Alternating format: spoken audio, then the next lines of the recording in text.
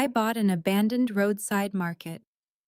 After my family stole my wedding venue plan, then their grand opening needed me. At the preview dinner for my family's new wedding village, my brother raised a champagne glass beneath a ceiling of warm string lights and thanked everyone who had made his dream possible. He thanked our father. He thanked our mother. He thanked the bank, the builders, the florist, the county, and even the teenager who had painted the welcome sign by the road. He did not say my name. A few minutes later, a county official walked through the barn doors with a folder pressed against his chest. The president of the bank stopped smiling. My mother grabbed my wrist under the table and whispered, "Whatever you have done, fix it before the guests notice." My father looked at me as if I had set fire to the room. "Leah," he said, "what did you do?" I looked at the three people who had spent months calling me jealous, unstable, and ungrateful. "Nothing," I answered. "I just stopped fixing your mistakes." My name is Leah Sutton, and I was 34 years old when I finally learned that being needed is not the same as being valued.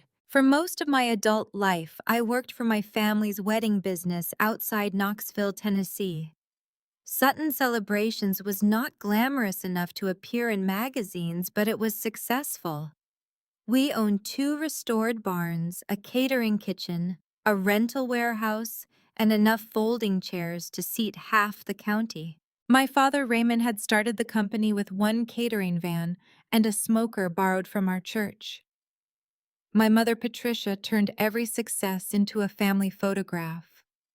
My older brother Mason became the smiling face on our brochures. I became the person standing behind the camera with a phone in one hand and a problem in the other. That was our family arrangement. Mason made people feel important for an evening. I made sure the evening happened. For 9 years, I handled staff schedules, food orders, vendor calls, broken refrigerators, missing cakes, leaking roofs, drunken relatives' power failures, and brides who had been promised things no one had bothered to arrange. My phone slept beside my pillow.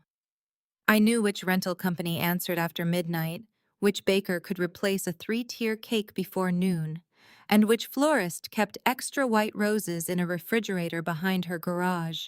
When a freezer failed with 500 pounds of chicken inside, I found another kitchen before sunrise. When Mason booked 2 weddings at the same barn, I moved one ceremony to a nearby orchard and convinced the bride it had always been the plan. When my father forgot payroll during Thanksgiving week, I drove checks to 22 employees myself. Mason still received the thank you notes. I told myself that did not matter because the company was our family legacy. I believed that if I kept working one day, my father would trust me with something that had my name on it. That opportunity arrived in the form of Hollow Creek Farm, a neglected apple property 20 minutes outside town. The farm had a weathered barn, a small orchard rolling pasture, and a narrow creek that filled after heavy rain. The elderly owner wanted to retire. Most people saw an old barn and overgrown fields. I saw a practical wedding village for ordinary families, not a luxury resort, not marble fountains and imported chandeliers. I pictured one restored barn, 8 simple guest cabins, a commercial kitchen, a flower garden, and enough space for weddings, reunions, church retreats, and holiday markets. Couples could have their rehearsal, dinner, ceremony, reception, and breakfast in one place without paying hotel resort prices. I spent 14 months building the plan. I visited similar venues on my days off. I met contractors before work. I compared septic estimates, staffing needs, winter bookings, shuttle routes, and cabin costs. I talked to local farmers about produce and to nearby inns about overflow guests. My father watched me carry folders in and out of his office for nearly a year. One night, after I showed him a revised budget that brought the project within reach, he leaned back in his chair and smiled. "If the numbers hold," he said, "Hollow Creek will be yours to run." I remember exactly how the office smelled: coffee, old wood, and the peppermint candy he kept in his desk. "You mean general manager?" I asked. "I mean the person responsible for the whole property. Prove the first year works and we will discuss a partnership." I went home that night and cried in my car because I thought my father had finally seen me. 3 weeks later, he gave my project to Mason in front of 80 people. It happened at our annual vendor breakfast. Our department heads were there, along with wedding planners, food suppliers, our local bank representative, and 2 reporters from a Knoxville business newsletter. I arrived early, carrying my laptop and a stack of presentation boards. My mother looked at the dark circles beneath my eyes and said, "You should have worn more concealer." Exhaustion photographs like resentment. Then my father stepped to the microphone. Today he announced the Sutton family takes its next step. I sat straighter. He spoke about growth, community, and family legacy. Then he smiled toward the side door. "And no one understands that future better than my son Mason." Mason walked in wearing a new charcoal suit and carrying a presentation remote. As he passed my table, his eyes met mine. There was no apology in them. The first slide appeared behind him. Hollow Creek Wedding Village. A vision by Mason Sutton. The room disappeared around me. The cabin rendering was mine. The staffing chart was mine. The seasonal calendar was mine. Even the phrase, "one place for every part of the weekend," had come from a yellow legal pad beside my bed. Mason had changed the colors, placed his photograph on the last page, and removed my name from every slide. Then he began presenting my work as if the idea had arrived fully formed in his mind. He described the kitchen as a farm-to-table experience space, though he could not explain where the delivery entrance would be.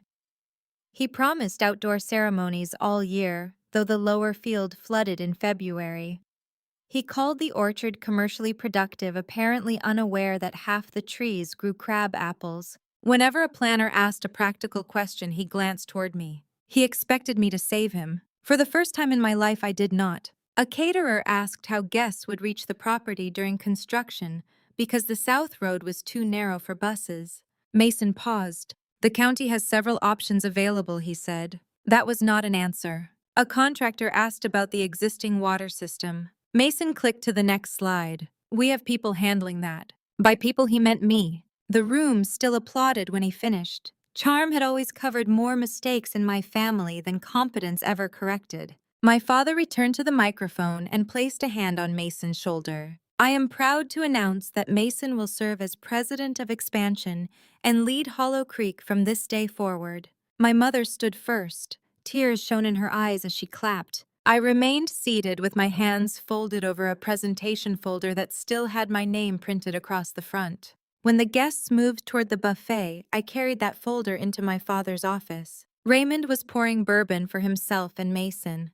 Patricia stood by the window selecting photographs for Facebook. Mason saw me and sighed. "Please do not make this ugly." I placed the folder on my father's desk. "You promised me Hollow Creek." Raymond set down the bottle. "I promised you an important role if the project moved forward. You said I would run it. You will be deeply involved." He put his name on my work. Mason gave a small laugh. "You sent me the files. You said Dad needed updated numbers." "He did."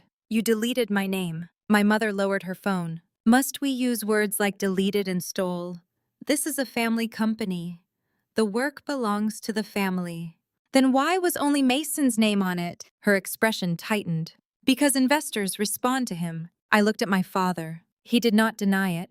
"You knew," I said. Raymond rubbed the bridge of his nose. "Leah, you are excellent at details.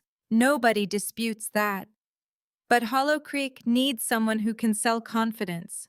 Mason has presence. He understands people. He did not understand his own presentation. He will with your support." There it was. My future translated into one sentence. Mason would lead. I would prevent him from failing. He would be photographed. I would answer the calls at midnight. He would inherit the legacy. I would keep it standing. Mason leaned against the desk and looked at me with something almost like impatience. "Your spreadsheets helped inspire something bigger. You should be proud. My little spreadsheet has kept this company open when you double-booked Briar Hall and forgot payroll in the same month." His jaw shifted. My father's voice hardened. "That is enough." "No," I said, "it is finally enough." The room went still. I had imagined quitting many times. In every version I shouted. I listed every sacrifice. I made my parents understand what they had done. But standing there, I realized understanding was not what they lacked. They understood perfectly. They simply believed I would stay anyway. I removed my company phone from my purse and placed it beside the bourbon bottle. "I resign." My mother stared at me. Do not be theatrical. I am not being theatrical. Leah, my father warned. I will send the passwords and current schedules before the end of the day. After that, Hollow Creek belongs entirely to Mason. For the first time that morning, my brother looked afraid. It lasted only a second. Then he smiled. You will be back in 2 weeks. I picked up my folder. Then you have nothing to worry about. I walked out before any of them could see my hands shaking. I did not return to my office.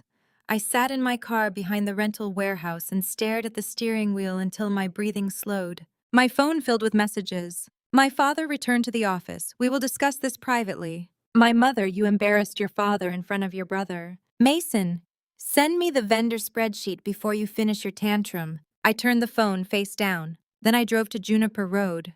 3 months earlier, while mapping traffic for Hollow Creek, I had noticed an abandoned roadside market near the southern approach to the farm. Rains Market had once been a grocery lunch counter and two-bay repair shop. Now it sat behind waist-high weeds with plywood over the windows and a faded red sign swinging above the porch. Juniper Road connected the state highway to 2 campgrounds, several rural neighborhoods, and the narrow southern entrance to Hollow Creek. Delivery trucks used it because the northern roads twisted between old farms and one-lane bridges. There was no coffee shop, clean restroom, farm stand, or repair stop for almost 15 miles. I had looked at the property while researching guest traffic. The listing price was low because the roof leaked, the wiring was old, and no bank wanted to finance it without repairs. At the time, I dismissed it. Now I called the agent from the parking lot. By 5 that afternoon, I was standing inside Rains Market with a flashlight breathing air that smelled like wet wood dust and old motor oil. The front room held a long lunch counter, 6 red vinyl booths, empty grocery shelves, and a cash register that looked older than my father. The repair bays were piled with rusted tools and broken appliances. Rain had stained the ceiling near the back wall.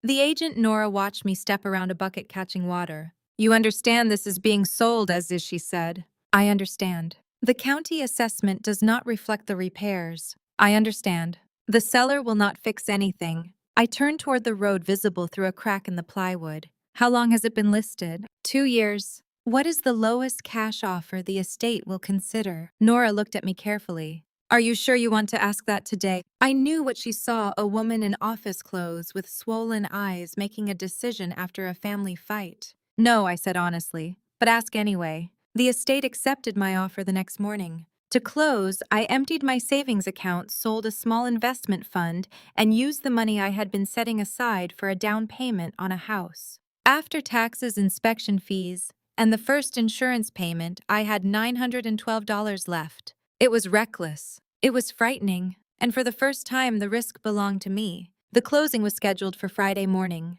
On Thursday night, my father summoned me to the family dinner we held every month at a steakhouse near downtown Knoxville. He did not call it a request. Come to dinner at 7. Bring the transition notes. I almost stayed home.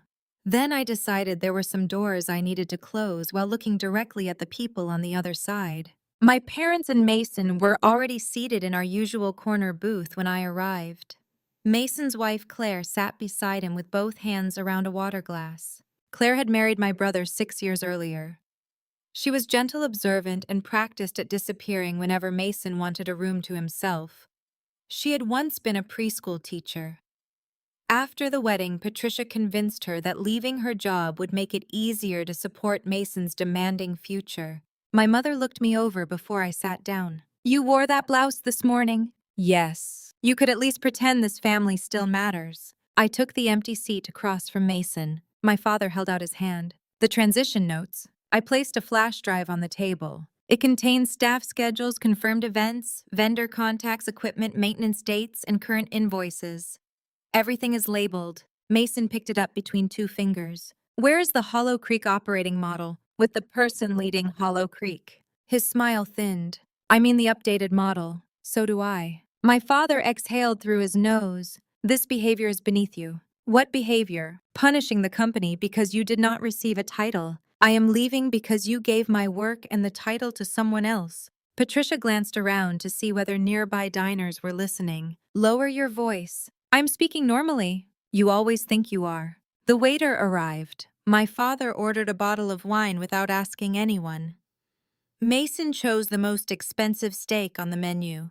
My mother added 2 appetizers for the table. I ordered soup. For 20 minutes, they spoke around me. Mason described a photographer he wanted to hire for Hollow Creek. Patricia discussed repainting the farmhouse because the existing yellow looked poor. Raymond talked about bank meetings and construction timelines. Nobody asked where I would live after buying the market. Nobody asked whether I was scared. Finally, Mason leaned back and smiled. So tell us about your empire. Claire looked down at her plate. I folded my napkin. I bought Rains Market on Juniper Road. My father stopped cutting his steak. The abandoned store. Yes. The one beside the old repair garage. Yes. Mason stared for 2 seconds, then began laughing. It was not surprised laughter. It was performative and loud, meant to make the entire table feel like his audience. You bought the Raccoon Motel. Patricia's face changed from confusion to horror. Leah, that building is visible from the road to Hollow Creek. I know where it is. Brides will drive past it. People have driven past it for years. That is different. It will be associated with us now. It is not associated with you. Mason wiped his mouth with a napkin. What are you going to do there?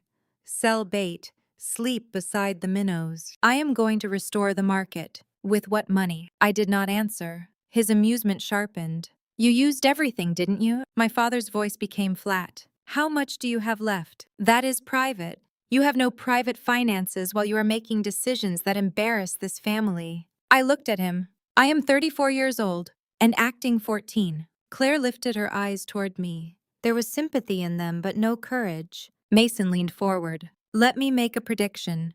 In a month, the roof will still leak. You will owe 3 contractors money, and you will call Dad asking for your old job. If you apologize now, maybe I can keep a planning position open. Under you, someone has to supervise you. I felt the old instinct rise inside me, the need to defend myself with fax numbers, and a plan detailed enough that they could not dismiss me. Then I remembered the presentation screen with Mason's name over my work. Fax had never been the problem. No, thank you. My mother put down her fork. You have become very cold. I have become very clear. My father reached inside his jacket and placed an envelope beside my soup bowl. Inside was a formal notice confirming that my salary ended that day. My health insurance would expire at midnight, and I had been removed from the company profit-sharing program. The last line stated that the company vehicle needed to be returned by 9 the next morning. I was going to resign anyway, I said. Raymond's expression did not move. Then none of this should surprise you. My mother touched his sleeve. Raymond, perhaps we do not need to discuss every consequence tonight. He looked at me. She needs to understand that independence is expensive. Mason raised his wine glass. To real life, I thought that was the worst thing they could do that night. I was wrong. When the waiter placed the black check folder on the table, my father did not reach for it. Mason opened it, studied the total, and slid it across the white tablecloth toward me. Your first lesson in independence. The bill was $612. I had eaten a bowl of soup. Claire's face went pale. Mason, that is not funny. No one is laughing. My father stood and buttoned his jacket. You chose to leave the family business. Start learning what choices cost. My mother gathered her purse. What will people say when they hear you are living in that place? I do not know. You should care. I cared for 34 years. It did not help. They left together. Claire remained seated for a moment while Mason waited near the door. I am sorry, she whispered. Then she placed 2 $20 bills beneath her untouched water glass. It was not enough to pay the bill. It was also the first thing anyone in my family had given me that evening without trying to control me. I paid with my emergency credit card. In the parking lot, I sat inside my 10-year-old Subaru and watched the available credit drop to less than $100. The bravery I had felt at closing vanished. I had no salary, no insurance, no home repairs budget, and no one to call if the roof collapsed. For several minutes, I could not breathe normally. I pressed both palms against the steering wheel and thought about driving to my parents' house. I imagined apologizing in the kitchen. My father would make me wait. My mother would cry. Mason would agree to take me back if I accepted less money and no authority. I could return to the life I knew. All I had to surrender was myself. My phone buzzed. Mason, tomorrow morning. 8 sharp. Bring coffee and we will discuss your role. He had not asked whether I was coming back. He had already decided I would. I deleted the message. Then I drove to Juniper Road in the rain. The market looked worse at night. One porch light flickered above the boarded entrance. Water poured through a broken gutter. The old sign moved in the wind with a tired metal groan. I carried a sleeping bag, 2 duffel bags, a toolbox, and a grocery sack containing instant coffee, peanut butter bread, and canned soup into the former manager's office. The room had cracked linoleum, nicotine-stained walls, and one outlet that sparked when I plugged in a lamp. I slept on the floor because I had not yet bought a cot. At 2 in the morning, something moved inside the wall. At 3, rain began dripping into a bucket beside my head. At 4, I cried so quietly that even the mice did not seem disturbed. The next morning, I returned the company SUV, left the keys with the receptionist, and walked away before my father arrived. Then I began cleaning. The first week taught me that anger is useful for about 3 hours of physical labor. After that, muscles, money, and reality take over. I hauled rotten shelving into a rented dumpster. I pulled moldy ceiling tiles down while wearing a respirator. I scraped grease from the lunch counter with a putty knife and carried broken appliances out of the repair bays one piece at a time.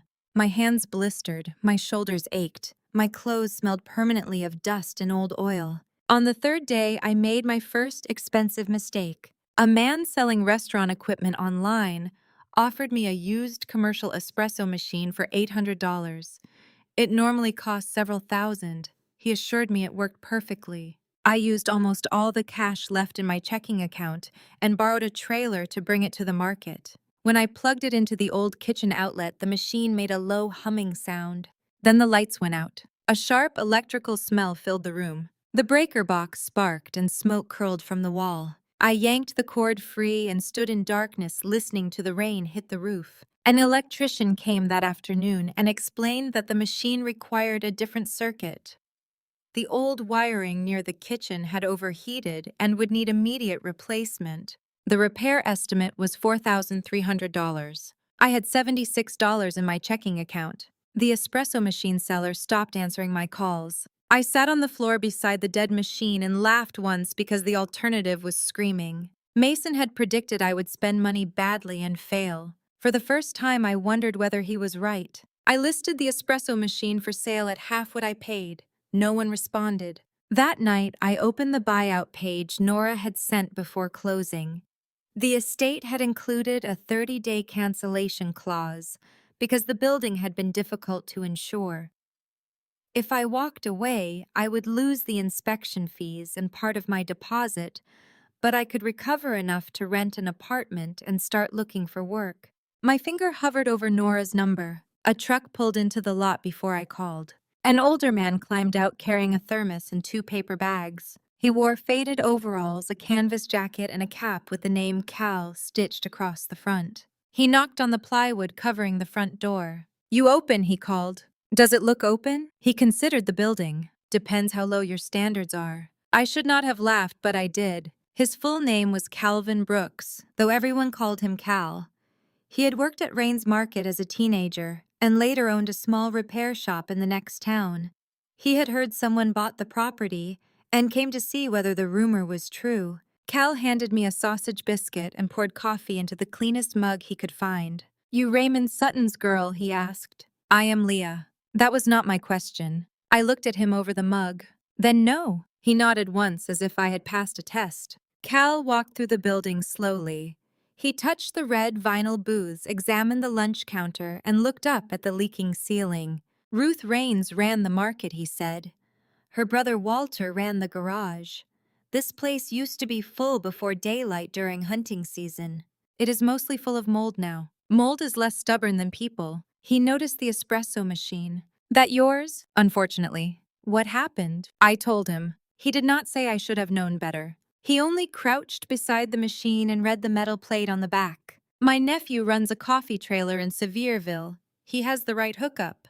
Might buy it if the pump is sound." "He will not want it." "You called him?" "No." "Then you are borrowing trouble from a man you have not met." Cal's nephew bought the espresso machine the next day for $700. I still lost money. The wiring still needed work, but the mistake did not destroy me. That mattered. Cal returned with a ladder, a trailer, and a habit of arriving without being invited. He showed me how to remove the old booths without splitting the wood frames. He taught me which rusted tools were worth saving and which could be sold for scrap. He brought a military cot from his garage and placed it in the manager's office. On the third morning, a woman named Tessa Hall stopped beside the dumpster. Tessa was 29, wore work boots, and ran a small carpentry and home repair business with her cousin. I recognized her from Sutton Celebrations. She had worked weekend setup crews while finishing trade school. "You quit," she said. I resigned.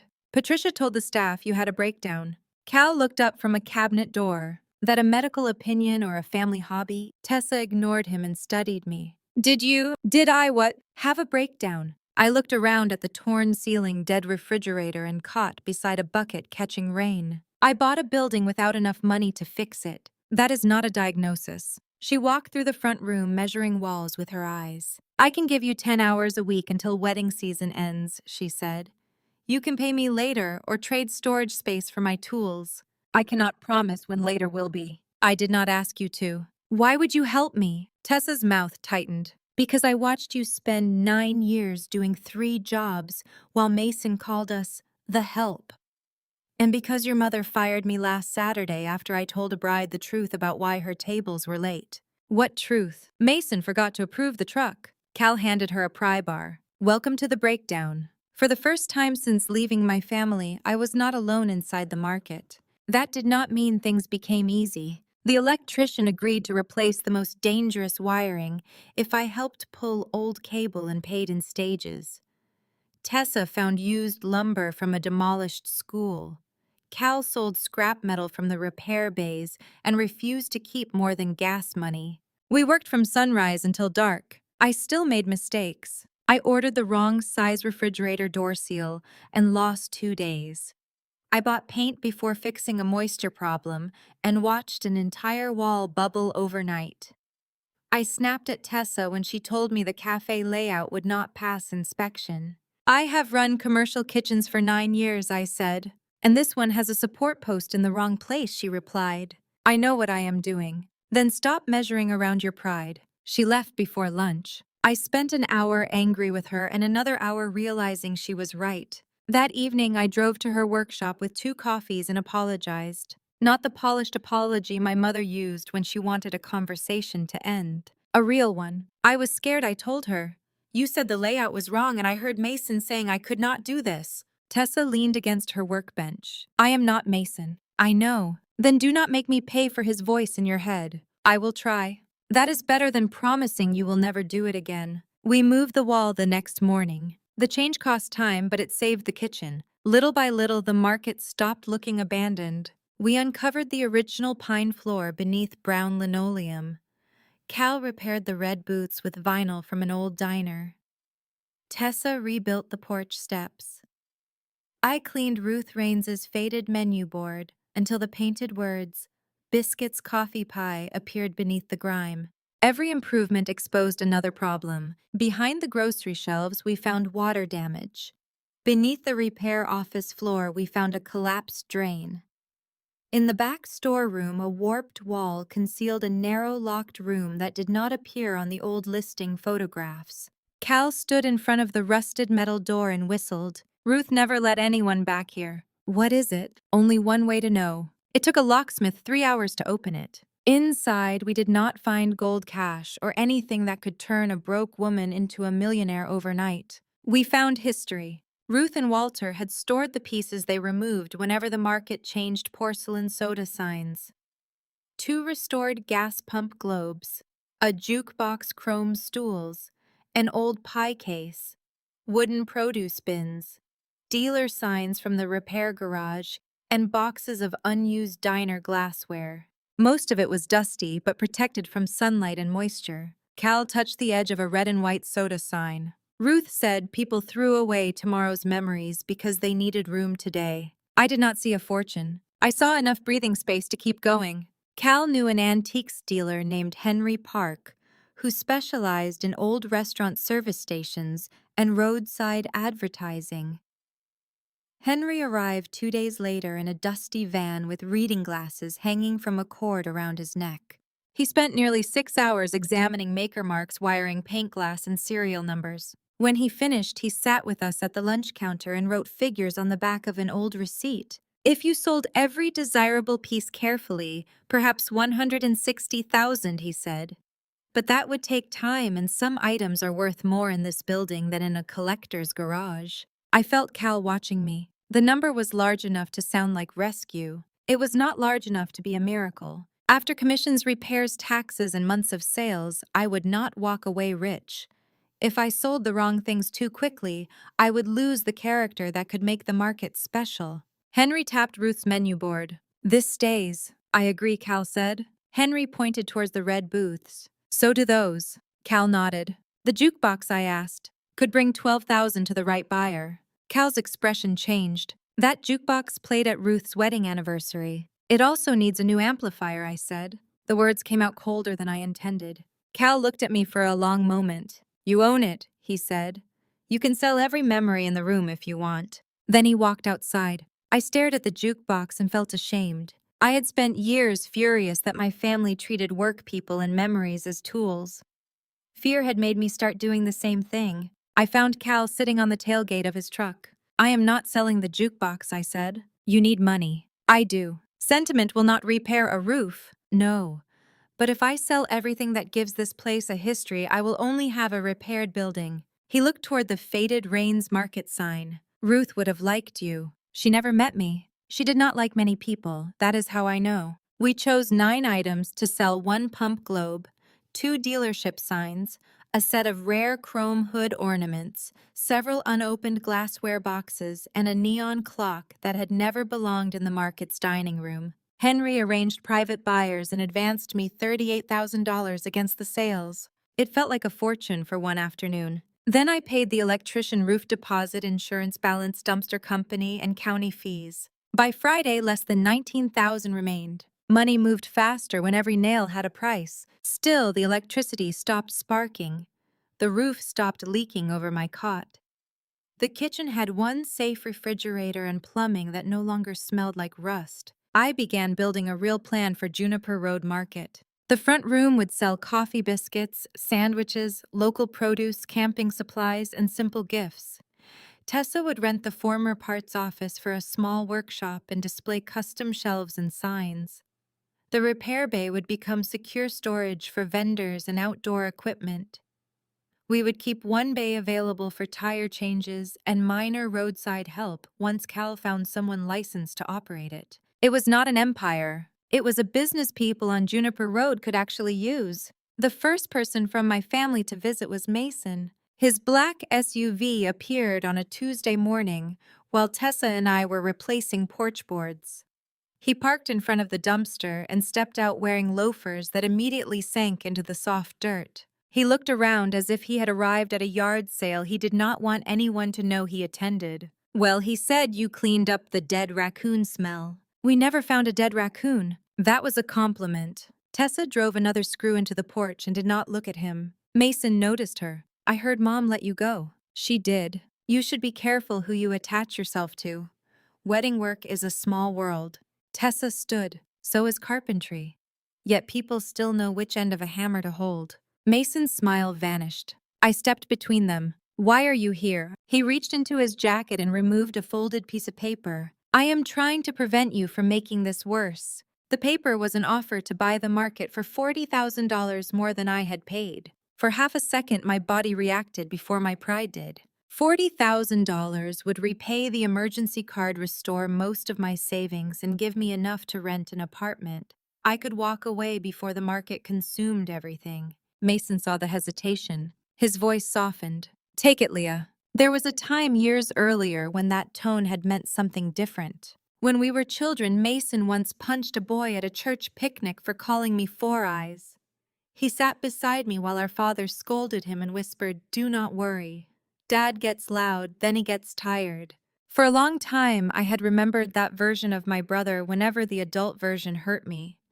I kept believing the boy who protected me was still inside him, trapped beneath our father's praise. Mason glanced at the sagging garage roof. You do not have to prove anything to me. I am not. Then stop living like this. I am building something. You are sleeping in an office beside a highway. His voice held a trace of real concern, which made the manipulation more dangerous. Sell the property, he continued. Take a few months, travel, find another job. Dad will calm down. Why does Sutton Celebrations want this place? It does not. Then why are you offering $40,000 above the purchase price? He shrugged. Because it is visible from Hollow Creek and Mom hates the sign. That answer was petty enough to be believable, but not sufficient. I folded the offer and handed it back. No. His expression hardened. Do not confuse stubbornness with strength. Do not confuse money with permission. He looked toward the rear of the property where an old gravel lane disappeared behind the garage and continued through a line of trees. Then he looked back at me. You have no idea what you bought. It sounded like an insult. Later, I realized it had also been a confession. After Mason left, Tessa walked to the back corner of the lot carrying a rolled survey map. He cared too much about the rear boundary, she said. I noticed. The listing survey is old. The estate used tax lines, not a recent field survey. Before we spend more on the garage, I want to know exactly where the property ends. A new survey would cost money I did not want to spend. But Mason's visit had made me uneasy. We hired a local surveyor named Dana Cole, who agreed to let me pay half immediately and half after opening. Dana arrived with 2 assistants and spent an entire day walking the property.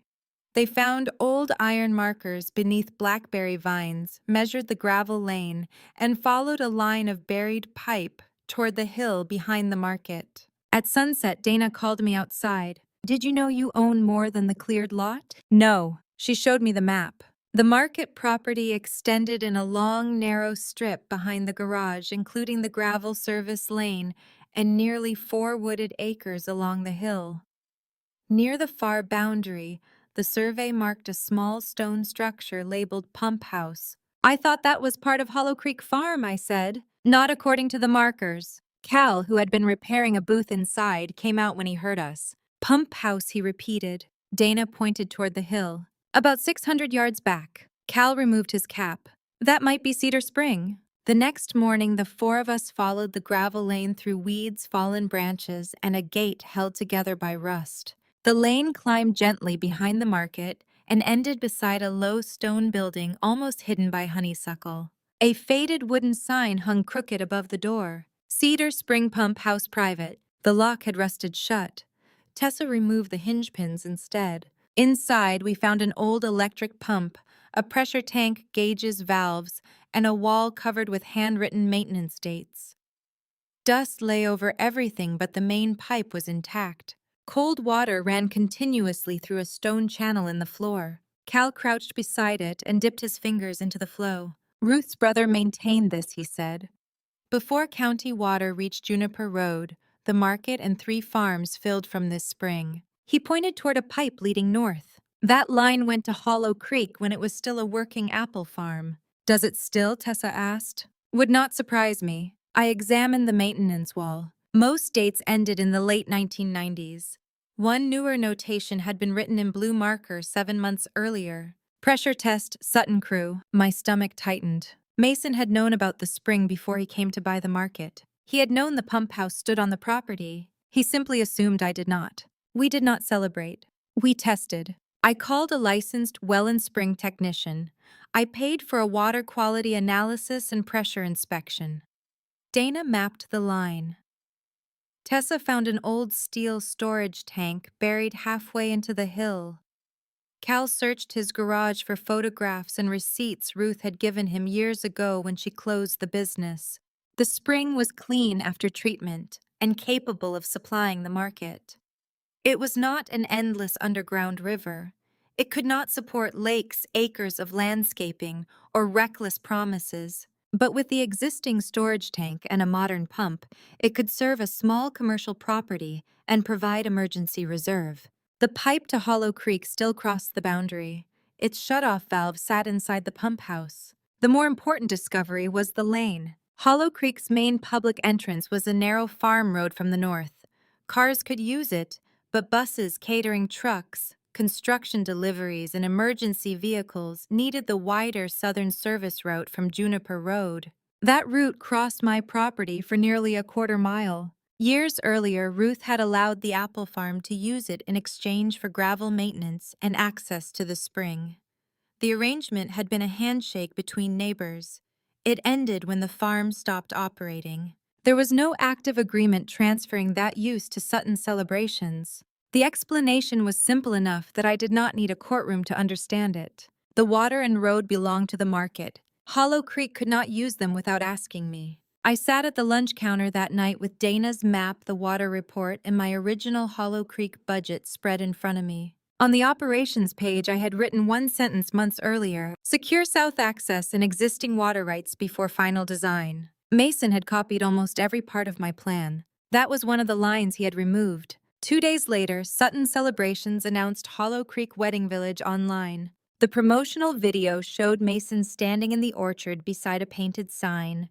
He promised 10 guest cabins, a renovated barn gardens, a restaurant kitchen, and a seamless private road for event arrivals. A digital rendering included a wide fountain at the barn entrance and green lawns stretching across the lower field. My father stood beside him. My mother posted the video with the caption, "A family dream built by a son with vision." The comment section filled with congratulations. Former employees praised Mason's leadership. Vendors asked about bookings. Patricia tagged people who had attended the presentation where my name disappeared. Then she uploaded a family photograph taken beneath the Hollow Creek sign. Raymond, Patricia, Mason, Claire. No Leah. One woman commented, "Where is your daughter?" My mother replied, "Leah is taking personal time and finding herself. We are supporting her from a healthy distance." I stared at that sentence longer than I should have.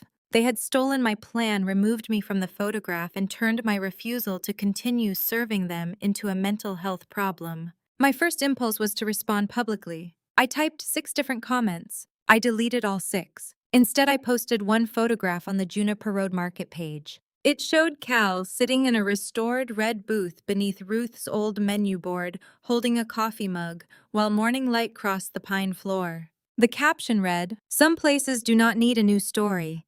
They need someone willing to listen to the old one." The post received 43 likes. My mother's post received nearly 900. For once, the difference did not feel like defeat. The next morning, 3 people stopped to ask when the market would open. One was a school bus driver who wanted coffee before her route.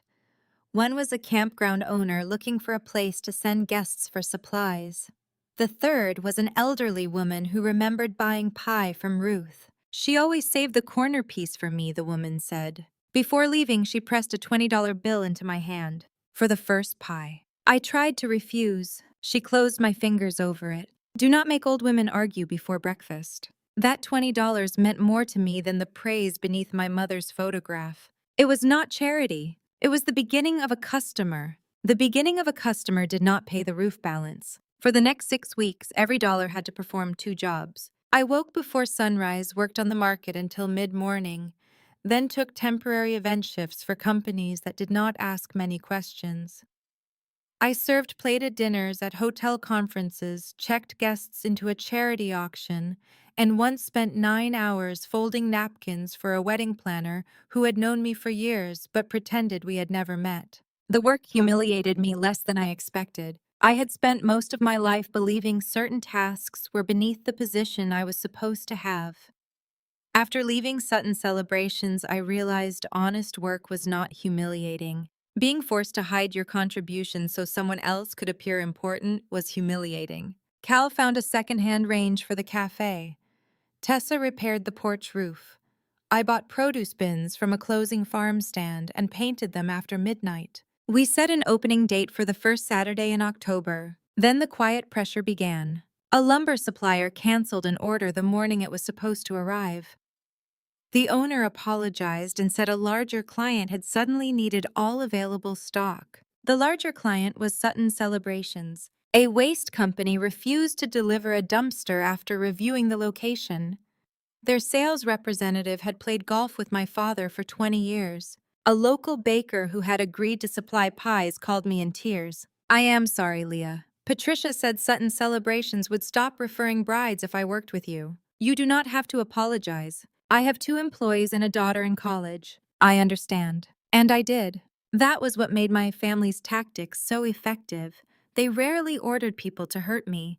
They simply made kindness expensive. An anonymous Facebook account posted photographs of the market before repairs and warned that I planned to serve food in a mold-infested former gas garage. The post claimed I had been dismissed from my family business for taking vendor money. By noon, it had been shared in 3 local groups. Tessa wanted to respond. Post the inspection schedule, she said. Post the clean kitchen. Tell them Patricia is lying. I cannot prove she made the account. Everyone knows. Knowing is not proving. So we let them say you stole. I wanted to fight every comment. I wanted to write names, dates, and all the times I had covered Mason's mistakes. Instead, I called the county health department myself and requested an early walkthrough. The inspector arrived the next morning. I showed him the unfinished kitchen refrigerator records, plumbing work, and plans. He wrote down 3 corrections and gave me a checklist. Then I posted a photograph of the checklist beside the clean lunch counter. We are not open yet. We are working with the county fixing what needs fixing and doing this the right way. See you in October. The anonymous account replied within minutes. Sounds like something a thief would say. My stomach dropped. Cal stood beside me, reading the screen. You want to know what Ruth did when people lied about her? What? She opened at 5 and served better biscuits than everyone else. That does not make the lie disappear. No, it gives people something truer to remember. I put down the phone. The next problem was harder. The electrician discovered that the service panel needed full replacement before the kitchen equipment could be approved. The cost was nearly $7,000 more than expected. My bank account held $8,400. I still needed inventory insurance permits and enough cash to survive after opening. For 2 nights, I barely slept. On the 3rd morning, I drove to my parents' house. I told myself I was not going to surrender. I only wanted to ask for the money I had earned, but never receive the annual bonus Raymond had verbally promised after the company's best wedding season. My mother opened the door wearing a cream sweater and an expression of cautious satisfaction. I knew you would come. I need to speak to Dad. He is at Hollow Creek with Mason. Then I will call him. Patricia stepped aside. Come in, you look thin. The house smelled like cinnamon candles and furniture polish. Family photographs covered the hallway. A new framed picture from Hollow Creek hung where my college graduation photograph used to be. My mother noticed me looking. The colors matched better. I followed her into the kitchen. She poured coffee into the blue cup I had used since high school, as if I had returned from a long trip instead of being erased from the family. What do you need? She asked gently. My performance bonus from last year. The softness left her face. You resigned before bonuses were distributed. I completed the year. Bonuses reward loyalty. They reward work. In this family, those were once the same thing. I stood.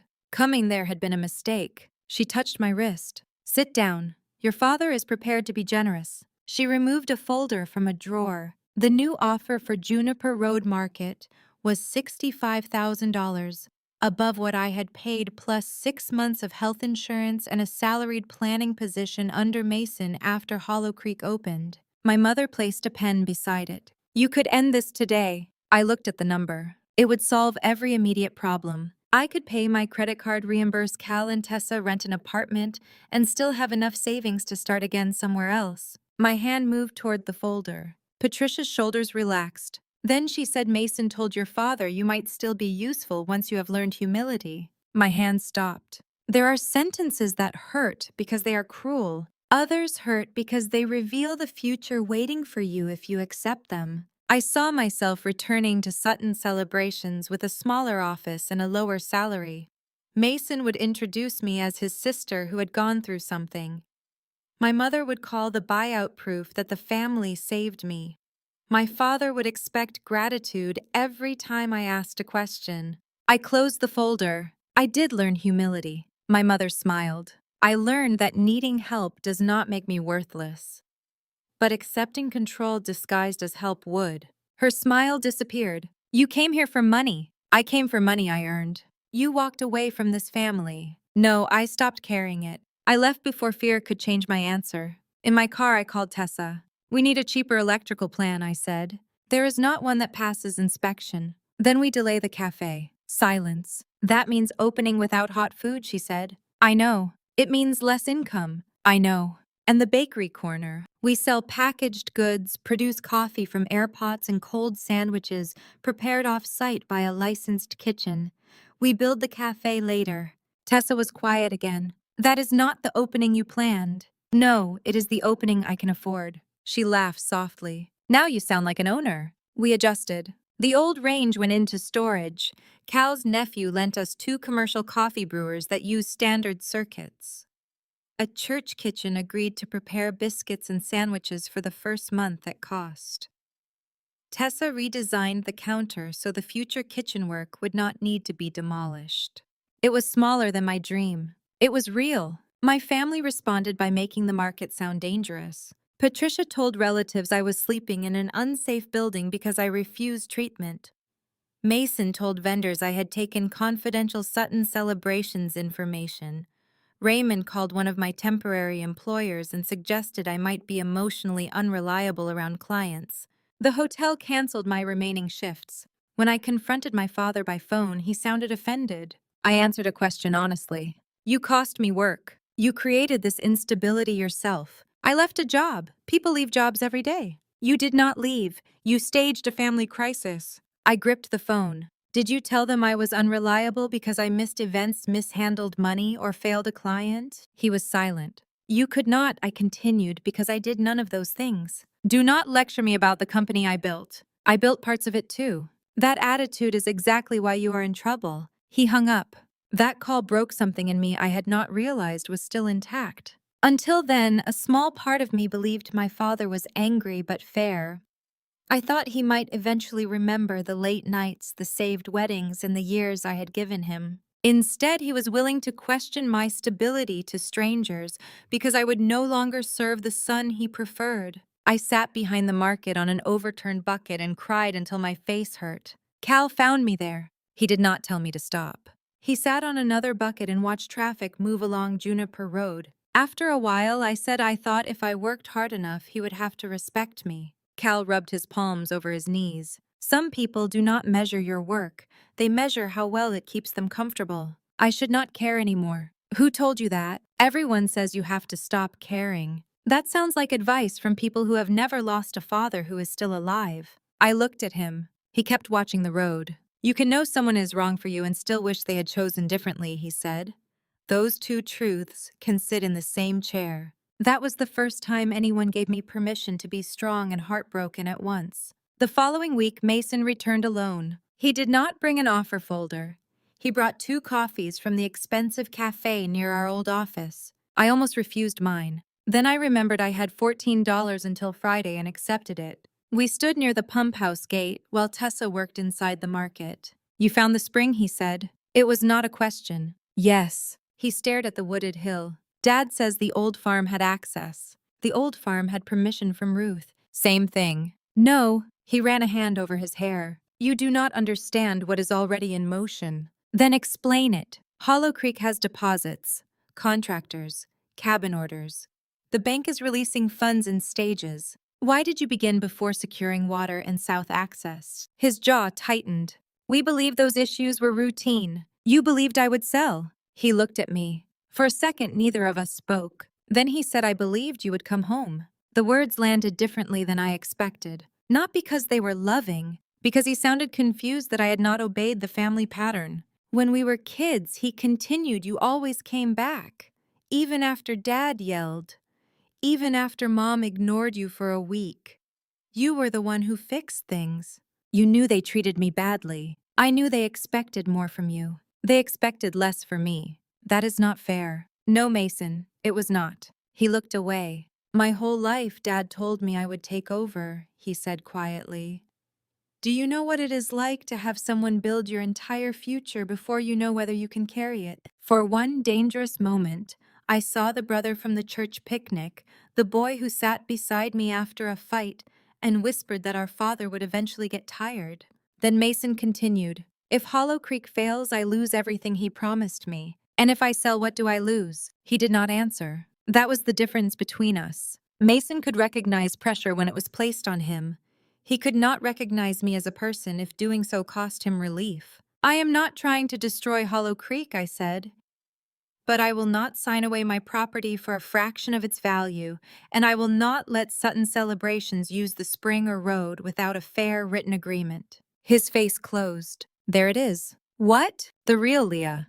This was always about leverage. It is about permission. You want Dad to crawl to you? No, I want you to ask instead of take. He threw his untouched coffee into a trash barrel. You are enjoying this. I am exhausted, broke, and sleeping 10 feet from a mop sink. Does that look enjoyable? You could end it. So could you. He stepped closer. Sell the market. No. Then do not blame me for what happens next. He walked away. He called after midnight. I almost let the phone ring out.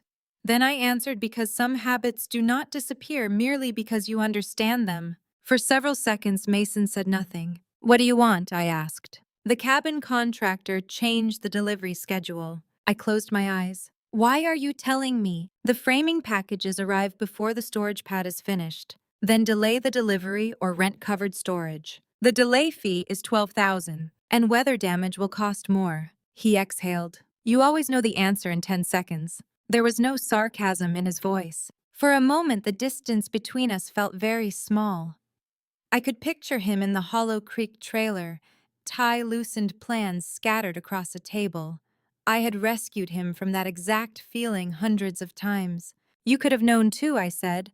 The delivery sequence was in the operating model. I have the model. You have slides. Silence. Then he said, Dad thinks I can handle this. You told him you could. What was I supposed to say? Give it back to Leah because she is better than me. Yes. He laughed once without humor. You do not understand him at all. I understand him better than you think. No, you could leave. I cannot. You can walk out of any room I walked out of and become what the son who failed, the only thing he was raised to do. His voice cracked on the final word. I felt compassion before I could stop it. That did not mean I owed him rescue. Mason Dad's expectations explain why you are afraid. They do not excuse what you did to me. I said the plan came from the company. You put your name on it. I needed one thing that was mine. So you took mine. He breathed into the phone. I am not asking you to forgive me. What are you asking? The storage question. I almost smiled at the honesty of it. Rent-covered storage, I said. Pay the $12,000 if you must. Do not leave framing materials exposed to October rain. Thank you. It was the first time he had thanked me since I resigned.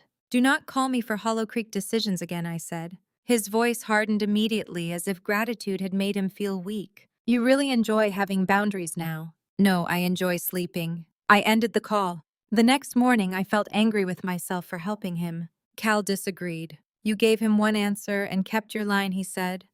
Kindness is not surrender unless you hand someone the key afterward. That distinction mattered too. I did not need to become cruel in order to stop being used. The next thing that happened was not dramatic enough for a movie. No one arrived with baseball bats. No black car followed me home. Instead, 3 small things happened in the same week. A county office received an anonymous complaint that construction debris was entering the creek. The complaint was false, but inspection delayed our exterior permit. A delivery company informed us that its insurance would not allow trucks on Juniper Road, even though its trucks served Hollow Creek 2 miles away. And someone reserved every available portable restroom in the county for the weekend of our planned opening. Each problem had a solution. Together, they consumed money and time I did not have. The opening date moved back 2 weeks. I smiled for the market's social media page, then went into the office and threw a roll of painter's tape against the wall. Tessa stood in the doorway. Feel better? No. Throw the blue one. It is heavier. I laughed despite myself. She picked up the tape. We can rent toilets from Maryville. We can use my cousin's trailer for deliveries. Dana photographed the runoff barriers yesterday. I am so tired of solving problems other people created. Tessa leaned against the frame. Then solve this one for the market, not for them. That became my new rule. A few days later, I received the market's first real commercial order. The owner of Pine Ridge Campground needed breakfast boxes for 60 guests attending a fall fishing tournament. Nothing complicated: biscuits, fruit, bottled water, coffee, and paper supplies delivered before 5 in the morning. I wanted the job so badly that I priced it almost at cost. Tessa reviewed the number and frowned. You forgot labor. I included food. Food does not wake up at 2:30 and pack itself. We need the customer. We need a customer who pays us. It is our first order. We can make less this time. Cal looked over her shoulder. How much less? I told him. He removed his cap and scratched his head. By my math, you are paying the campground $14 for the privilege of making breakfast. It gets our name in front of 60 people. So would standing beside the highway waving. I became defensive. At Sutton celebrations, we discounted early events all the time. And who covered the difference, Tessa asked. I did. With unpaid hours, rushed staff, and favors from vendors who later expected favors in return. I stared at the order sheet. Underpricing had always been presented to me as generosity or strategy. In reality, the company could offer impossible prices because my labor absorbed the loss. I called the campground owner back. I made an error in the quote, I said. The correct total is $180 higher. He was silent. My stomach tightened. I expected him to cancel and tell everyone Juniper Road Market was unreliable. Instead, he said, that makes more sense. I wondered how you got the first number. You still want the order? Yes, I want breakfast, not a mystery. After the call, I changed the price sheet behind the counter. For the first time, I added my own hours as a real cost. That should have been obvious. It was not. My family had trained me to treat my time as the free ingredient included in every plan. The tournament order went out on time. We packed boxes at 3 in the morning while Cal played old radio songs and Tessa labeled coffee dispensers. The campground guests later bought supplies, pie, and firewood from us during the test opening. The order did more than bring business. It taught me that self-worth does not live only in speeches or boundaries with parents. Sometimes it appears in a price written honestly on a sheet of paper. Sometimes dignity means refusing to build success out of your own unpaid exhaustion. I stopped measuring every decision against my family. Would Mason laugh at the used shelves? It did not matter. Would Patricia hate the mismatched coffee mugs? Customers liked them. Would Raymond call the smaller opening a failure? The smaller opening could pay its own bills. I was building a business, not a reply. That distinction saved me. Then one morning before sunrise, the water pressure disappeared. I turned on the market sink and heard air cough through the faucet. Tessa checked the building line while I ran toward the pump house. The gate stood open. Inside, the main storage tank drain valve had been forced wide. Water ran down the hill in a shining stream. The metal handle lay broken on the floor. I shut the interior cutoff and called Tessa. Then I looked at the small camera we had installed 2 weeks earlier after tools went missing from the porch. The camera faced the pump house door. At 5:12 that morning, it had recorded Dean Walsh, Hollow Creek's maintenance supervisor, entering with another employee. I had trained Dean 5 years earlier. The video showed him opening the drain valve with a wrench. When the handle resisted, he forced it until it snapped. The other man asked, "You sure about this?" Dean replied, "Mason said 1 dry week and she will sign." That was all. 1 video, 1 sentence, more than enough. My hands shook as I watched it a second time. Not because I was surprised Mason wanted the property, because he knew I slept in the building supplied by that tank. He knew we were days from inspection. He knew what losing water would cost. And he chose it anyway. Tessa wanted to drive directly to Hollow Creek. Cal wanted to call my father. I called the sheriff. A deputy took the video, photographed the valve, and wrote a report.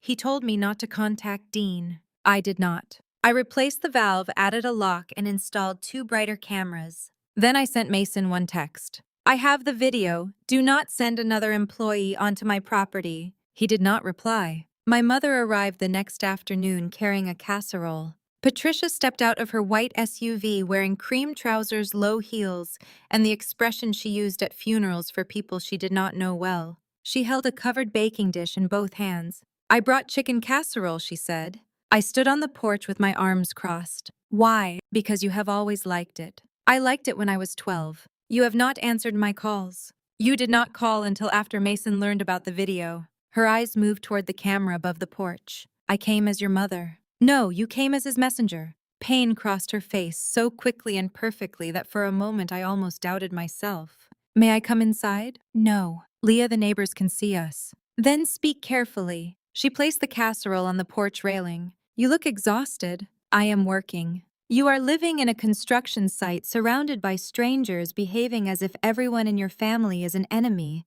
That is not healthy. There it was. Concern wrapped around accusation like ribbon around a box. Tessa and Cal are not strangers. They are not your family. They have treated me better than my family. Patricia pressed her lips together. Your father is devastated. Did Dean damage my water line because Dad was devastated? I do not know anything about Dean. Mason told him to drain the tank. You have a short video of an employee making a foolish decision.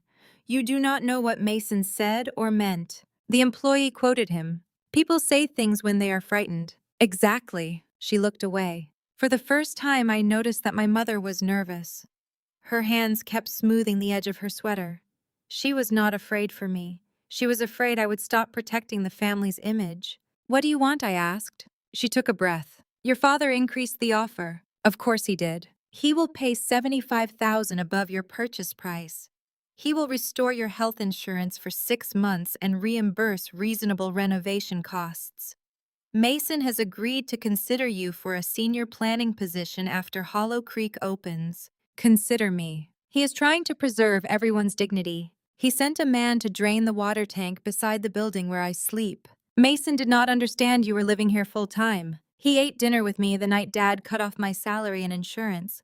Where did he think I went? My mother's voice sharpened. Why must you describe every family disagreement as cruelty? Because cruelty does not become love because relatives perform it. She flinched. I had never spoken to her that way. You are enjoying punishing us, she said. I am not punishing you. You are withholding the road and water needed for a project that supports dozens of employees. I offered to discuss a fair agreement. Your father should not have to negotiate with his own daughter. That is the problem. She stared at me. You believe being family means I should give you whatever you want. But when I asked for credit fairness or the money I earned, suddenly family had rules. Her eyes filled with tears. Do you have any idea how difficult this has been for me? People ask where you are. They look at me as if I failed as a mother. You are upset people might think you failed. You are not upset that I was hurt. I am standing here, am I not? With a casserole and a purchase offer. She wiped one eye. I miss my daughter. The sentence reached directly into the part of me that still wanted her. I remembered being sick at 8 years old while she slept beside my bed. I remembered her teaching me to curl ribbon for gift baskets. I remembered the way she sang off key while cooking on Sunday mornings before Sutton celebrations grew large enough to consume every conversation. For 1 second, I wanted to step forward. Then she added, sign the sale papers and we can begin repairing this family. The longing inside me closed like a door. You do not miss me, I said. You miss access to me. Her tears stopped. That is a very ugly thing to say to your mother. It is an ugly thing to understand. She looked through the open market doors. Tessa was repairing a cabinet near the counter. Cal sat in a booth sanding a wooden edge. You think these people are your family now? Patricia asked. They are here because your little rebellion is interesting. When the attention fades, they will return to their own lives. Blood is what remains. I thought about the two $20 bills Claire had left beneath her water glass. I thought about Cal arriving with a cot and Tessa returning after I apologized. Blood remained while I paid the bill. My mother's face hardened completely. Your brother's future is on the line. So is mine. You can build another shop. Then he can build another wedding village. He has contracts. He signed them without securing what he needed. You made the plan. You knew Hollow Creek depended on the South Road and Spring. Yes. Then you let him proceed. I almost laughed. There was the final family logic. If Mason ignored my warning, copied my work, removed the inconvenient line, and made commitments he could not fulfill, it was still my responsibility to protect him. I resigned before construction began. You knew he would need help. He always needs help, and you have always given it. Not anymore. The words came quietly. They changed the air between us. Patricia lifted her chin. If you refuse this offer, do not expect Christmas invitations. Do not expect family photographs. Do not expect your father to forgive you when this project collapses. I was removed from the photographs before I refused the offer. People will know what kind of daughter you are. No, they will know what version protects you. She picked up the casserole so quickly that the lid shifted. You will regret choosing strangers over blood. She marched toward her SUV. Cal stepped into the doorway after she drove away. That casserole finally became honest, he said. I laughed, then cried so suddenly I had to sit on the porch step. Cal sat beside me. He did not touch my shoulder or tell me I had won. He simply stayed until the crying passed. That evening, I removed the word family from every reason I had written for reopening the market. I had been telling myself I wanted to prove my family wrong. That was not enough to build a life on. I wrote new reasons on a sheet of butcher paper and taped it behind the counter. A safe place to stop before sunrise. Affordable food for people driving the rural routes. Shelves for local farmers and makers. Work that does not require anyone to disappear. A business that can tell the truth about what it can afford. The last line mattered most. I would rather open small than promise big and depend on someone else's silence. The market began attracting volunteers without me asking. The elderly woman who had paid for the first pie returned with 3 boxes of mason jars. A retired teacher donated books for a free exchange shelf. Campground owners brought maps and offered to advertise our opening. A church group spent one Saturday clearing weeds from the back lane. I made sure every volunteer knew exactly what we were doing and what we could not promise. No grand speeches, no photographs suggesting they had joined a movement. Just work lunch and their names written on a chalkboard beneath the words "Thank you." Tessa suggested renting her workshop space immediately, even before the cafe opened. I can pay 3 months in advance, she said. You do not need to do that. I know. Then why? Because I need the space and you need the cash. That is called a business arrangement. Try not to make it emotional. Cal coughed to hide a laugh. Her rent paid for the electrical panel. The inspection passed on the second visit. I taped the approval beside the anonymous rumor post, not online, but inside the office where I could see both. One was what people said. The other was what we had done. The difference steadied me. 2 weeks before opening, Claire came to the market alone. She parked at the edge of the lot and remained inside her car for several minutes. When she finally entered, she carried a grocery bag. I brought the $40 you left at dinner, I said. I did not come for that. She looked thinner than she had at the restaurant. A pale mark showed where her wedding ring usually sat. Is Mason here? I asked. No. Does he know you are? No. I waited. Claire set the grocery bag on the counter. Inside were paper napkins, coffee filters, and a package of the cinnamon cookies I used to like. I did not know what a new market needed, she said. Mostly money and fewer surprises. I cannot help much with either. What happened? She looked toward Cal and Tessa. They quietly moved into the workshop. Mason told me the employee damaged your valve without permission, she said. Then I heard him arguing with your father. He said Dean was an idiot for getting caught. I felt my shoulders tighten. Why are you telling me? Because I have spent years pretending the things he says in private are not the same as the things he does in public. She sat in the booth nearest the door. He has always needed to win, she continued. At first, I thought it was confidence. Then I thought it was pressure from your father. Both are true, but neither explains everything. I sat across from her. Are you leaving him? I do not know. That is honest. He took my savings for a Hollow Creek investment. He said it would become our future. The account is in the company's name. How much? 48,000. I closed my eyes briefly. Claire. I agreed. Did you understand the risk? I understood that saying no would become a conversation about whether I believed in him. I understood that sentence too well. She looked around the market. This place is not what they said. What did they say? That it was filthy. That Cal was taking advantage of you. That Tessa could not find real work. That you were using the spring to extort the family. What do you think? Claire ran her fingers over the restored tabletop. I think you look tired. I smiled despite myself. So does Mom, but not lost. We sat in silence. Then Claire said, the bank preview is the Friday before your opening. I know. The president of the bank will be there.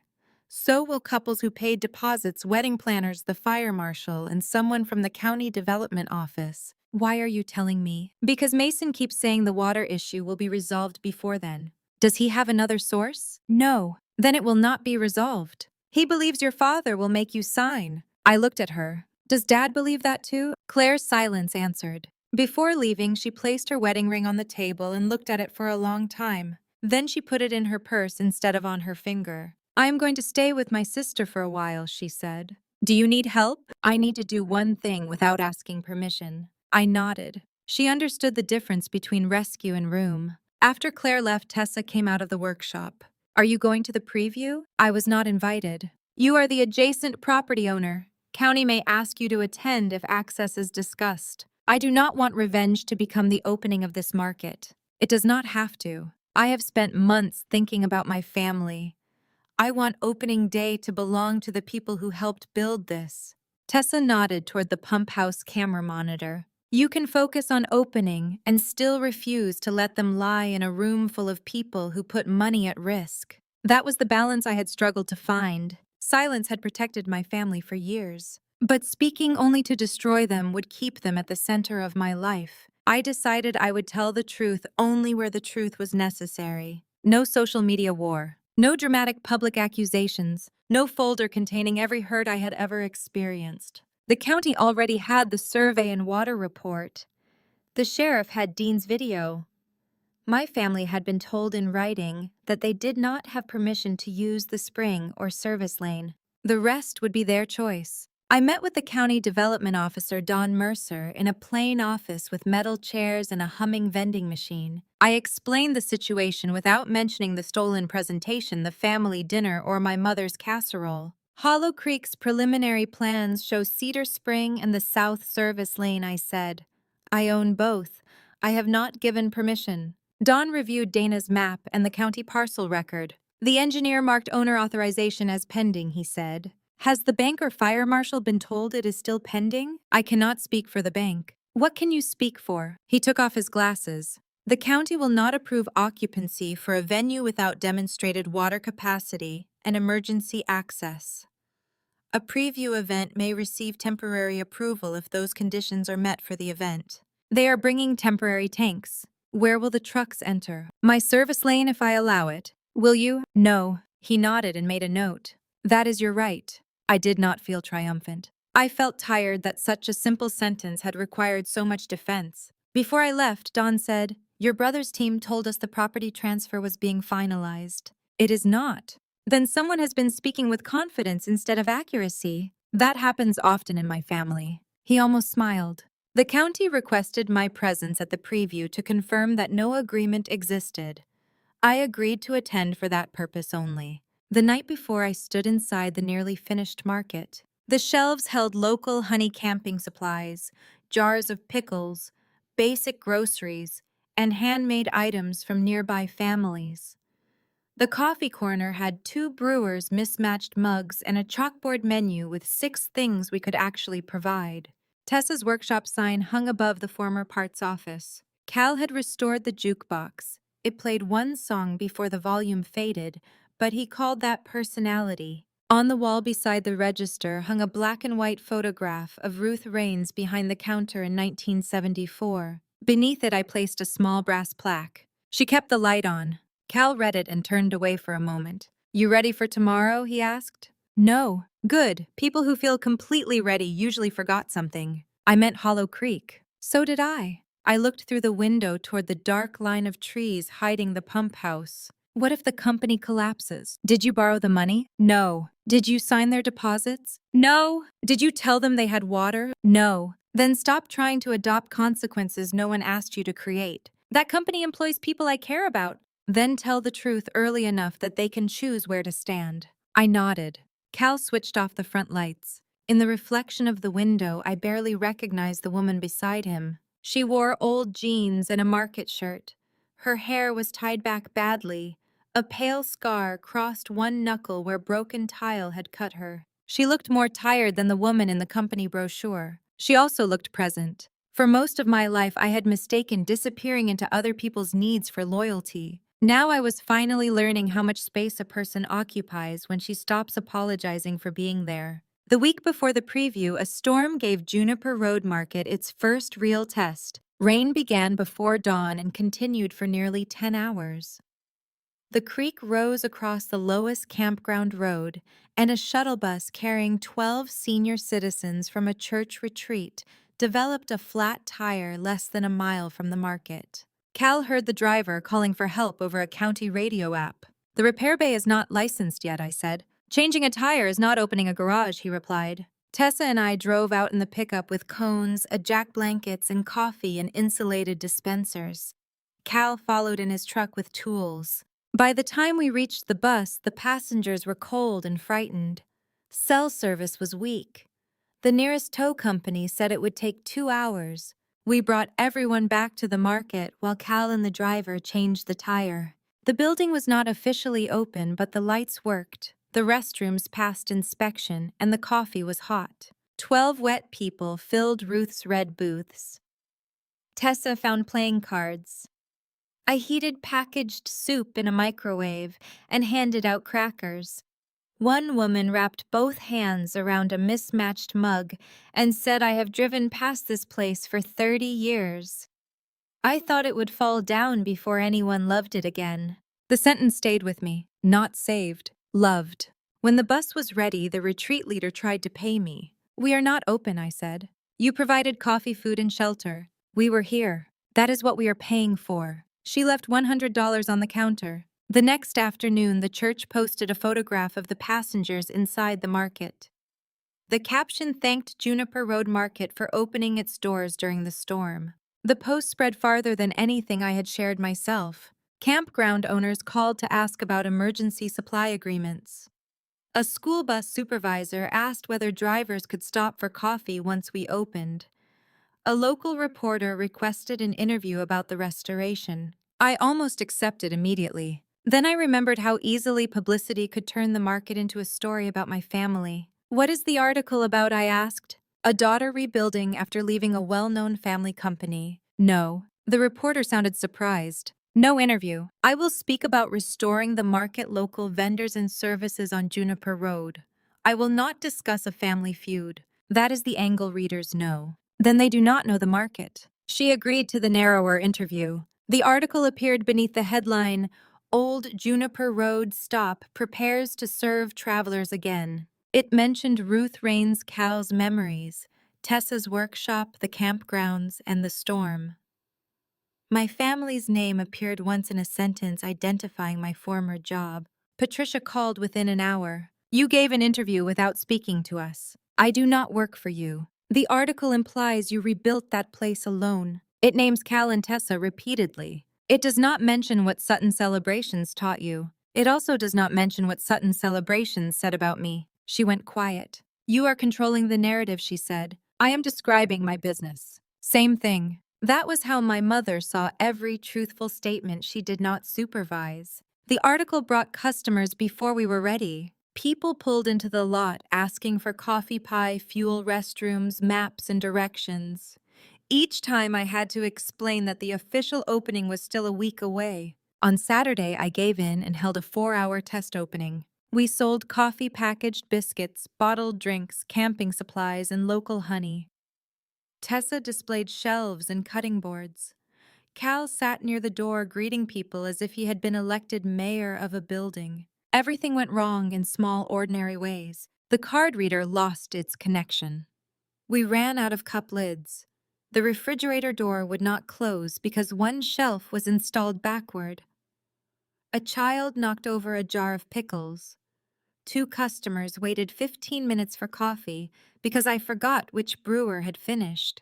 My old instinct took control. I moved from register to counter to stockroom, correcting everyone, answering every question, and refusing to let anyone else decide anything. By noon, Tessa placed both hands on the counter. "Leah, go outside." "I cannot. You are making the room nervous. There are 20 people waiting, and 3 people trying to help while you redo everything behind us. I know how to run events. This is not an event. It is a store. Customers can wait 40 seconds without a violin quartet covering the silence." A few people nearby smiled. My face became hot. I wanted to tell her not to correct me in front of customers. Then I saw Cal holding a coffee pot in one hand while I had unconsciously taken the empty one from him. I saw a volunteer waiting for permission to replace the pickle jar. I saw the same pattern I had hated at Sutton Celebrations, one person keeping every decision because trusting others felt dangerous. I stepped outside. Rainwater still glistened in the ditch. Cars moved steadily along Juniper Road. For 9 years, my family had depended on me to control every crisis. Now I was trying to build a business where no one disappeared yet I was making myself indispensable again. The habit did not feel like power. It felt like panic. I took 3 slow breaths and returned. Tessa runs the register, I said. Cal handles coffee. I will restock and answer vendor questions. Use your judgment. We will fix mistakes after closing. The next 2 hours were imperfect. They also worked. At the end of the test, opening the register showed $863 in sales. After product costs, it was not much, but it was the first money Juniper Road Market had earned from ordinary customers. I taped the receipt beside the butcher paper list behind the counter. Cal studied it. You going to frame every receipt, only the ones that prove Mason wrong? Tessa raised an eyebrow. I sighed. Only the first one. Better. That evening we sat in the booths eating leftover sandwiches. The jukebox played half of an old country song, clicked and restarted from the beginning. Cal sang the same verse 3 times. For a few minutes I forgot Hollow Creek existed. That was new. My happiness had always depended on whether my family was pleased angry or in need of rescue. Sitting beneath Ruth's menu board with 2 people who expected me to be useful but not invisible, I felt something quieter. A life was forming that did not require an audience on the other side of town. The next morning, the market account received a direct message from Mason.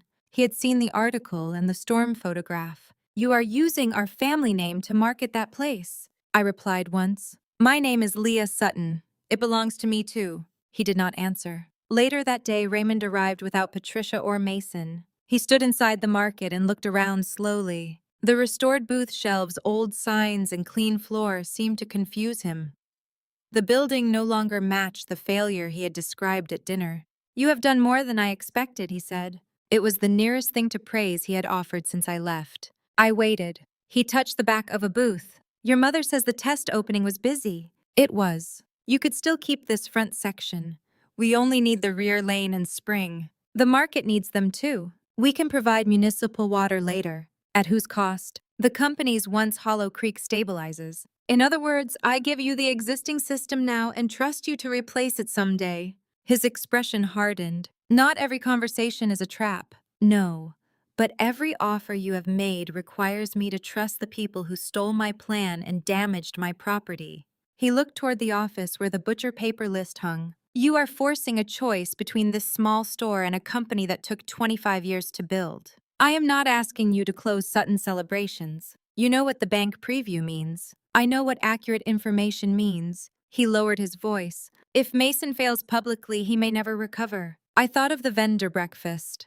My father had watched me lose 18 months of work publicly and called it business. Why was my recovery never part of the calculation, I asked. He looked at me, genuinely unable to answer. That silence told me more than an apology would have. Before leaving, he paused beside Ruth's photograph. You were always the stronger one, he said. For years, I would have accepted those words as admiration. Now I heard the excuse hidden inside them. You used my strength as permission to hurt me, I said. He flinched. Then he left. I stood alone beneath the photograph and understood that strength without boundaries becomes an invitation to people who do not want to change. The next day was the preview.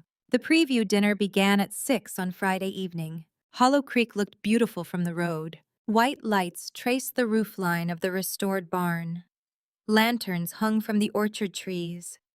A temporary fountain sent water over stacked stone near the entrance, while a wooden sign welcomed lenders, planners, couples, and community partners. For a moment, I understood why people believed Mason. He knew how to create a first impression. The problem was that first impressions eventually needed plumbing, staffing, roads, and truth. I parked Juniper Road Market's old pickup near the county vehicles. Tessa came with me because Don Mercer had asked for someone familiar with the survey. She wore clean jeans, a dark jacket, and the expression of a woman willing to stand quietly until someone became foolish. I carried no dramatic box of documents. Dana's certified survey and the water report were already with the county. The only item in my purse was a small flash drive containing Dean's original camera footage because the sheriff had advised me to preserve a copy. Guests moved between the barn and orchard holding glasses of champagne. Several people recognized me. Some smiled too brightly. Others looked away. A wedding planner named Marin touched my arm. I did not realize you were attending. The county requested it. Her expression became careful. Patricia said you were taking time away from events. I left Sutton's celebrations. Yes, of course. She lowered her voice. There have been stories. I know. I never believed all of them. That sentence irritated me more than if she had said nothing. You believed enough not to call. Marin looked down. I did not want to become involved in family matters. My professional reputation was not a family matter. She opened her mouth and closed it. I walked on. I no longer needed every person to admit they had failed me, but I was done making their discomfort easier. Inside the barn, round tables surrounded a small stage. Large screens displayed renderings of finished cabins, gardens, and wedding parties walking beneath orchard trees. Along one wall, framed photographs showed Raymond starting the catering company, Patricia decorating the first barn, and Mason breaking ground at Hollow Creek. There was no photograph of me. There was, however, a planning board I had built 18 months earlier.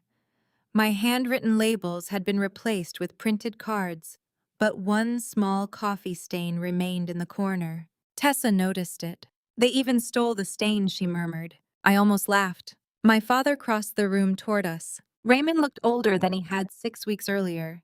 His suit fit perfectly, but his face seemed drawn around the mouth.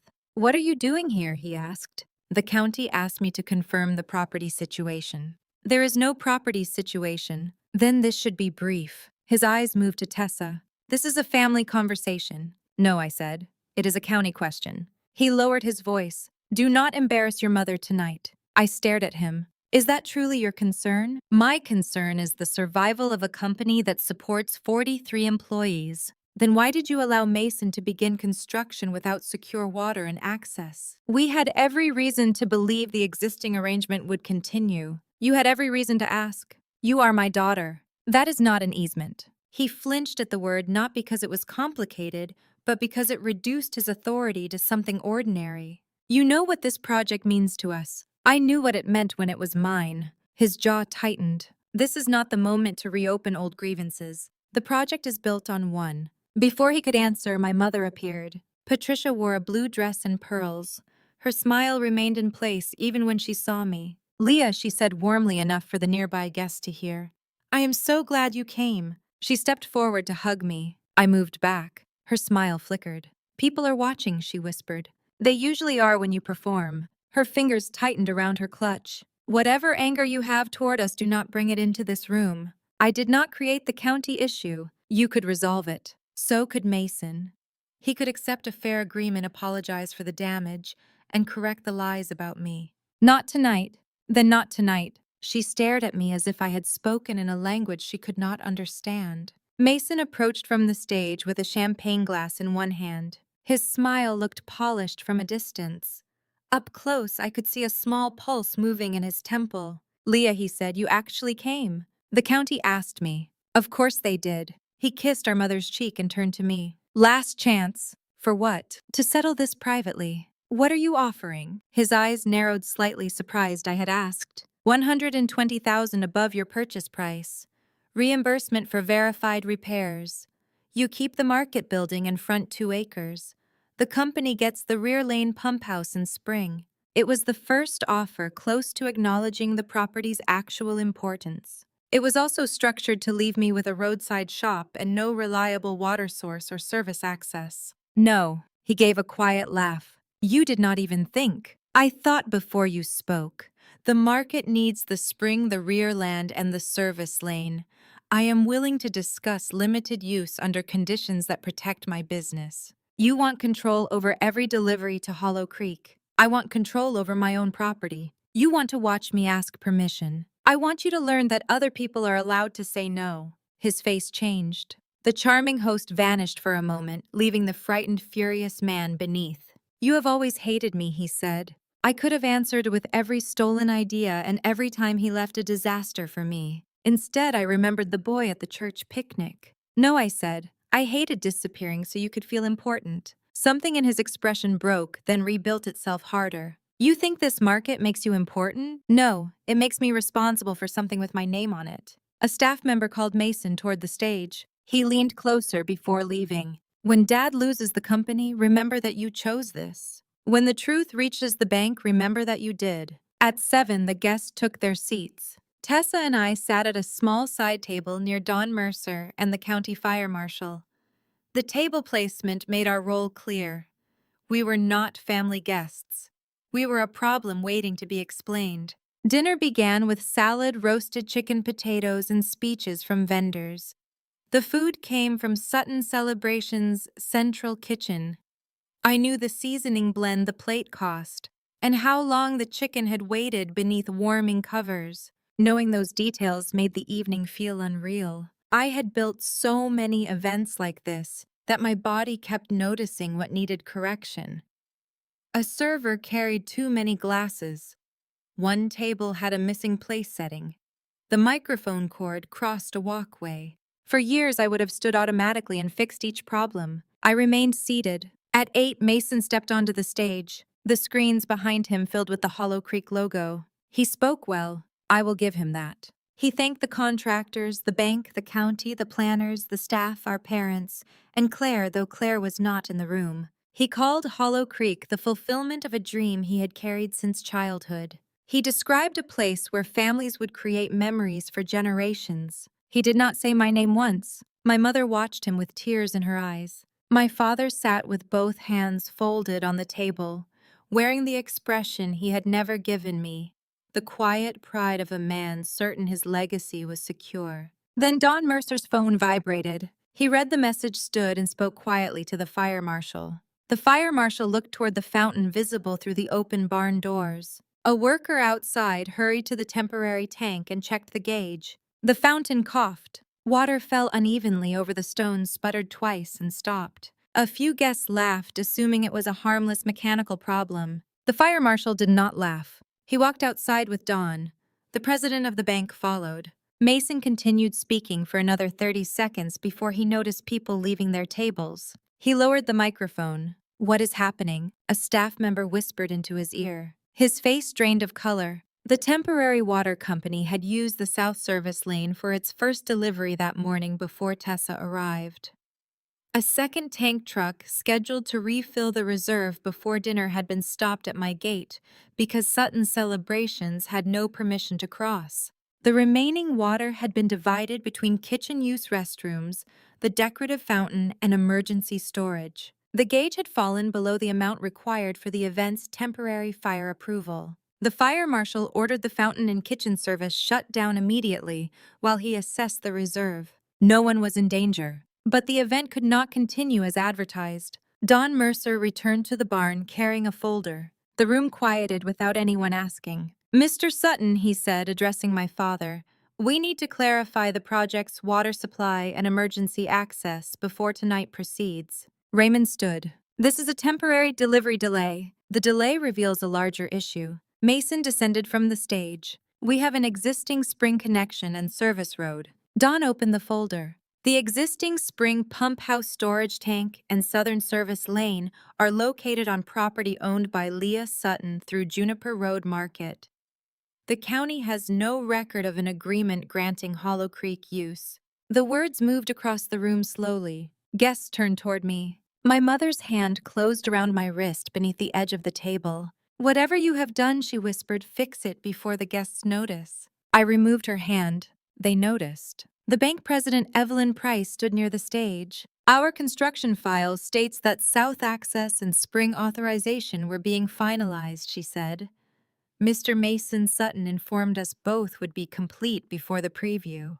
Mason raised his hands. "They will be. This is a family disagreement being used as leverage." "It is an ownership question," Don replied. Mason turned toward the audience. "My sister designed an early draft of Hollow Creek and became resentful when the company chose experienced leadership. Since leaving, she has purchased adjacent property and attempted to interfere with the project." A murmur moved through the room. The old version of me would have rushed to defend every year of work. I stood slowly. "I am not interfering with Hollow Creek," I said. "I am refusing to give away the water and road my business needs." Mason pointed toward me. She is holding a family company hostage. I offered to discuss limited use under a fair agreement. Your company chose pressure rumors and trespassing instead. Raymond's head turned sharply. Trespassing. Mason spoke before I could. Do not turn a maintenance misunderstanding into theater. The fire marshal looked toward Dawn. What misunderstanding? This was the moment I had hoped would never be necessary. I reached into my purse and placed the flash drive on the table. One Hollow Creek employee entered my pump house before sunrise and drained the storage tank. The sheriff has the original video. Mason's face became still. Evelyn Price looked at him. Is that true? No, he said immediately. An employee inspected an old line that served the farm for years. He broke the drain valve, I said. He acted without instruction. Tessa connected the flash drive to the county laptop. Dawn asked the technician to display it on the nearest screen. I did not play recordings of my mother. I did not show private messages. I did not list every rumor or canceled vendor. One video was enough. The screen showed the pump house at 5:12 in the morning. Dean entered with another Hollow Creek employee. Their faces and company jackets were visible. Dean forced the drain valve until the handle snapped. The other employee asked, "You sure about this?" Dean answered. Mason said 1 dry week and she will sign. The video ended. Silence filled the barn. Mason stared at the blank screen. My father looked at him. Did you tell Dean to do that? No. Then why did he say your name? Because Dean is an idiot. A movement near the catering doors caught my eye. Dean himself stood there in a black company shirt holding a tray he had been asked to move. He had apparently been working the event because Mason had not expected the video to appear. Everyone turned toward him. Dean lowered the tray. Mason's voice became sharp. Do not say anything. That command answered more than a confession would have. Evelyn Price closed the black folder in her hands. The bank is suspending the next construction release until water access and the conduct shown in that video are reviewed. Mason stepped toward her. You cannot freeze an $8 million project over a family argument. We can freeze funds when material conditions described in the loan file are not secured. The conditions were going to be secured. When he looked at me, I saw the exact instant he realized the whole room was waiting for an answer he had never intended to give honestly. She was supposed to sell, he said. 4 words. No charm, no executive language, no family concern. Just entitlement spoken aloud. The room went completely still. Mason heard himself too late. I mean, we had every reason to believe. Because she is your sister, Evelyn asked. Because the property is worth less than our offer. To whom Tessa said. Mason ignored her. My father turned toward me. He looked gray beneath the string lights. Leah, he said. What did you do? There it was. Even after the missing agreement, the false bank statement, the damaged valve, the video, and Mason's own admission, my father's first question still placed the disaster in my hands. I looked at him. Nothing, I said. I just stopped fixing your mistakes. No one applauded. I was grateful. This was not a victory scene. 43 employees still depended on a company led by people who had lied. Couples had paid deposits. Claire had lost savings. My father's face looked 10 years older. But none of that made the truth mine to carry alone. Don Mercer announced that the preview would end early because the emergency water reserve could not support the remaining guest load. Staff began guiding people toward the exits. Wedding planners gathered near the bank president.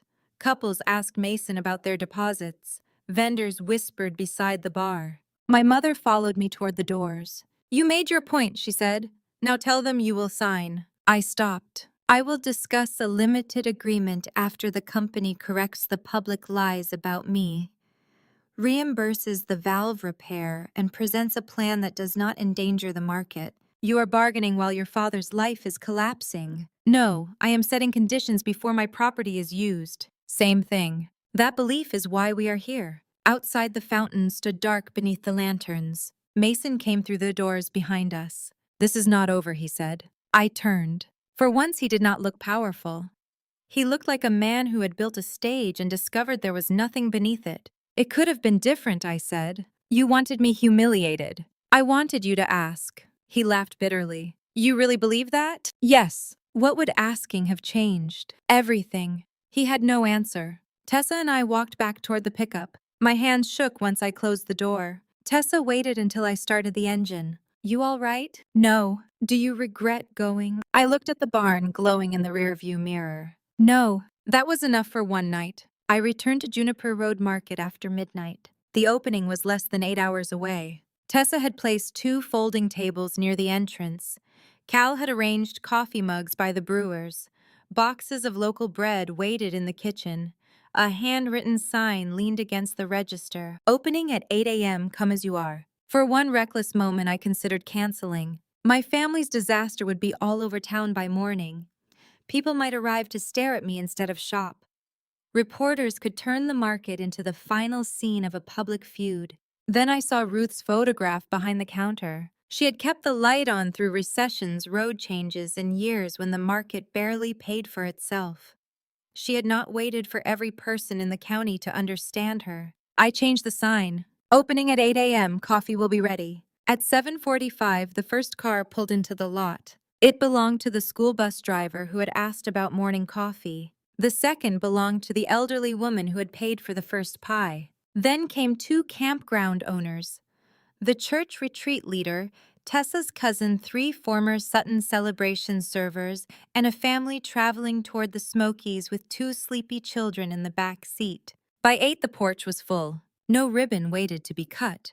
No bank president made a speech. Cal unlocked the door and the bell above it rang for the first time in decades. People clapped anyway. I stood behind the counter wearing a green Juniper Road Market shirt and tried to say thank you. My voice failed. Tessa handed me the coffee pot. Work first, she said, cry badly later. The morning was busy, messy, and completely real. The card reader froze twice. We ran out of biscuits before 10. A jar of honey broke near the register. Cal forgot to charge 3 people for coffee because he was too interested in their fishing stories. No one demanded perfection. They waited. They helped. They came back. At 11, a black sedan slowed near the entrance. My father sat in the passenger seat. The car did not turn into the lot. It continued toward town. I watched until it disappeared, then returned to the line at the counter. By closing, we had sold almost everything that could be sold. The first day did not make me rich. After inventory, wages, and expenses, the profit was modest. But the lights stayed on with money the market had earned. That night, Cal, Tessa, and I sat in the red booths eating the final pieces of pie. Cal raised his coffee mug. To the Raccoon Motel. To the breakdown, Tessa added. I lifted mine. To opening small. The week after the preview, the bank suspended Hollow Creek construction. 3 couples requested refunds. 2 wedding planners paused future bookings with Sutton Celebrations. Dean was dismissed, though I later learned Mason tried to make him accept full responsibility. The sheriff's review continued. I did not follow it closely. I had water filters to replace, produce orders to place, and a weekend schedule to write. For the first time, my family's emergency was not the largest thing in my day. Raymond came to the market 10 days after opening. He arrived before sunrise alone, carrying no purchase offer. I was filling coffee canisters when the bell rang. We are closed, I called. I know. He stood near the door with both hands in his coat pockets. Without a suit, a stage, or Mason beside him, he looked less like the founder of a company and more like my father after a bad night of sleep. What do you need? I asked. The bank requires a credible water and access plan before it will discuss releasing funds again. I expected that. Mason is no longer leading the project. I stopped filling the canister. Did he resign? No. You removed him. The board did. Sutton Celebrations did not have a formal public board, but the bank, my father's accountant, and 2 minority investors often functioned like one when money was threatened. How is Claire? I asked. She is staying with her sister. And Mason? At the house, mostly angry. Raymond looked toward Ruth's photograph. I came to discuss an agreement. Then coffee first. He seemed surprised. I poured 2 cups and sat across from him in a red booth. For years, every serious conversation with my father had happened across his desk. He controlled the room, the time, and the ending. This time he sat in my building holding coffee I had poured. I did not enjoy the reversal as much as I once imagined I would. Power was satisfying from a distance. Up close, I mostly wanted honesty. The original project is too large, Raymond said. The cabins will be reduced from 10 to 6. The restaurant plan is gone.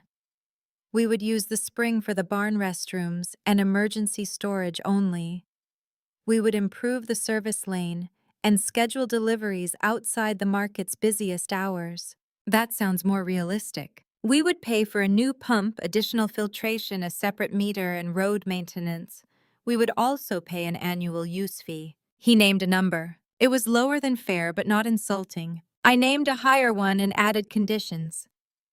Juniper Road Market's water supply came first. Hollow Creek could not advertise ownership or permanent control. Delivery hours had to be scheduled.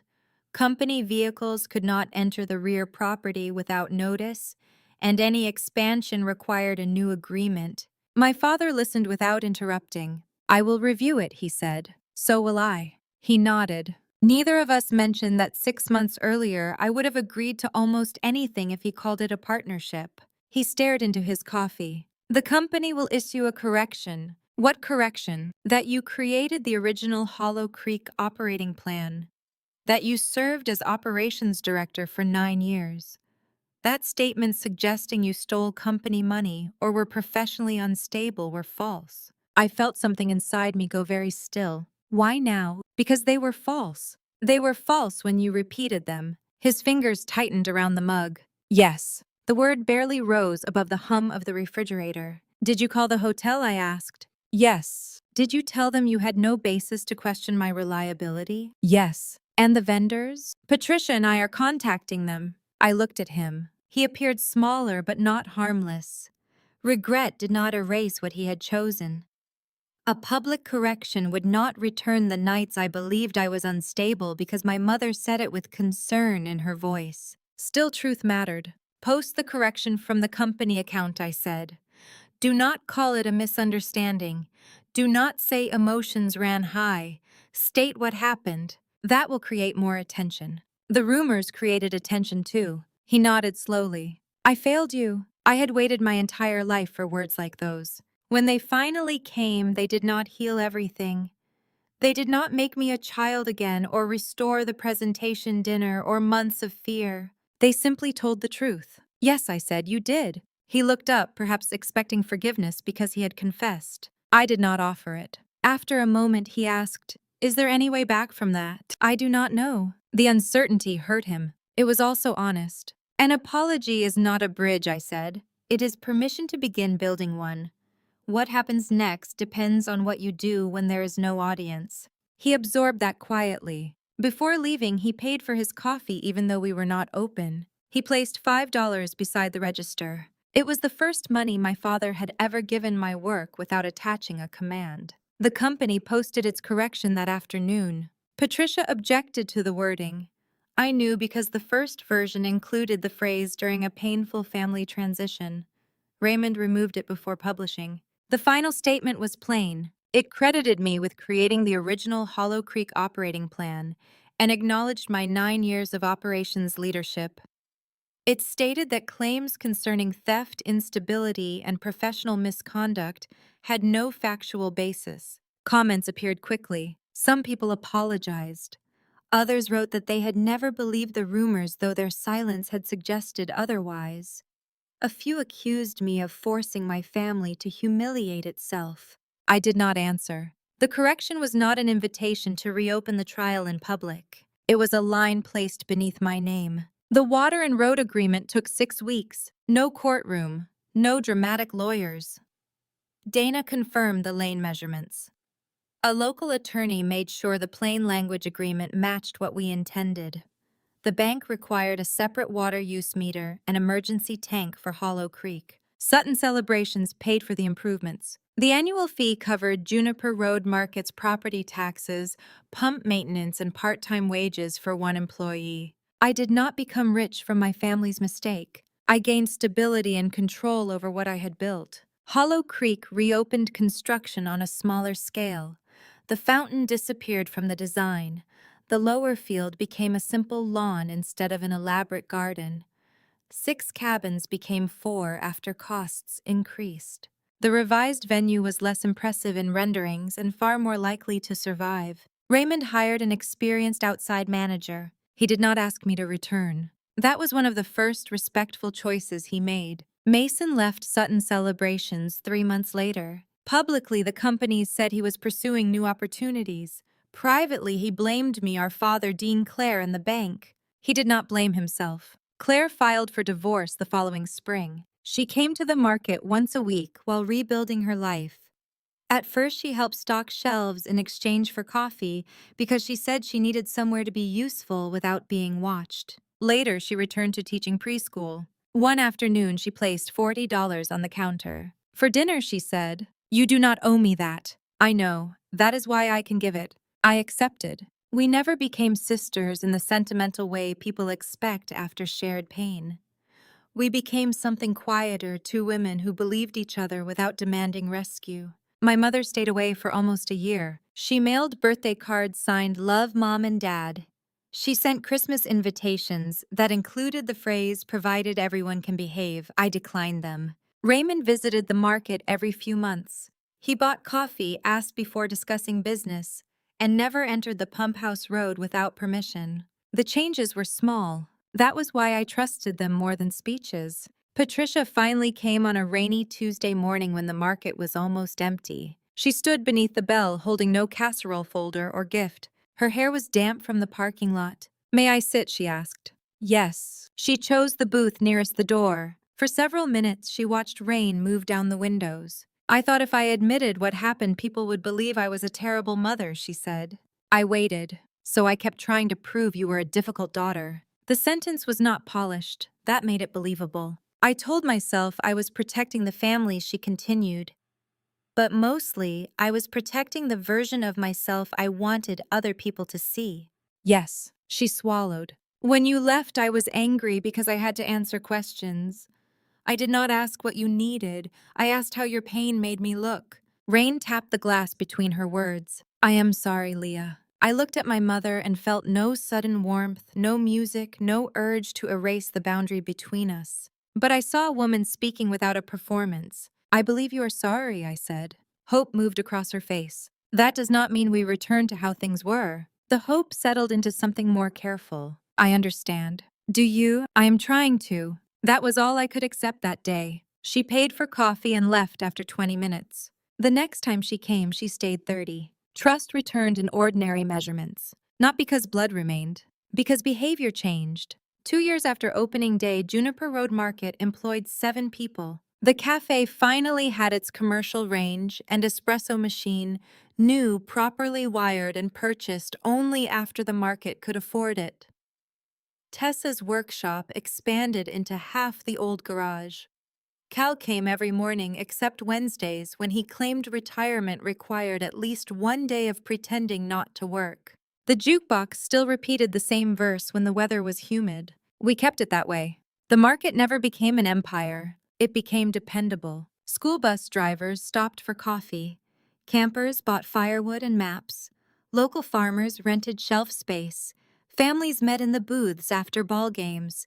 Travelers used clean restrooms without being required to buy anything. On the second anniversary, we held a small evening supper on the porch. No sponsors, no expensive stage, just folding tables, string lights, barbecue pie, and the people who had helped keep the light on. Near the end of the evening, I announced the Juniper Road Work Fund. Each year, the market would help one local woman pay for a trade certificate, equipment, or the first practical cost of a small business. The first grant went to a single mother completing a commercial baking course. I did not name the fund after myself. Cal asked why. "Because legacy should make room behind you," I said.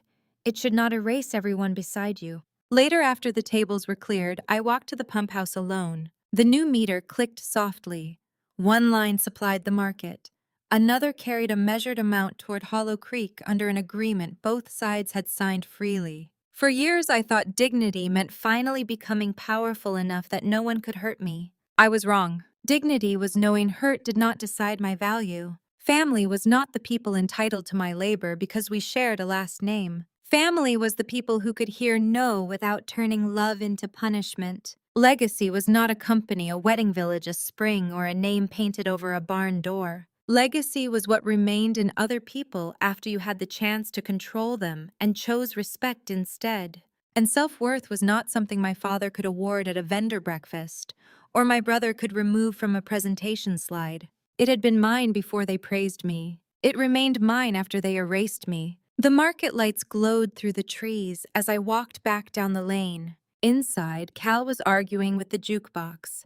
Tessa was counting chairs. Claire had brought a tray of cookies from her classroom.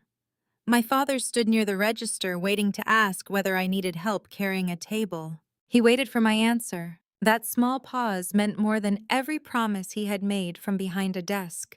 If you were in my position, would you have signed the property over to protect the family company, or would you have let them face the consequences of building their future on your silence?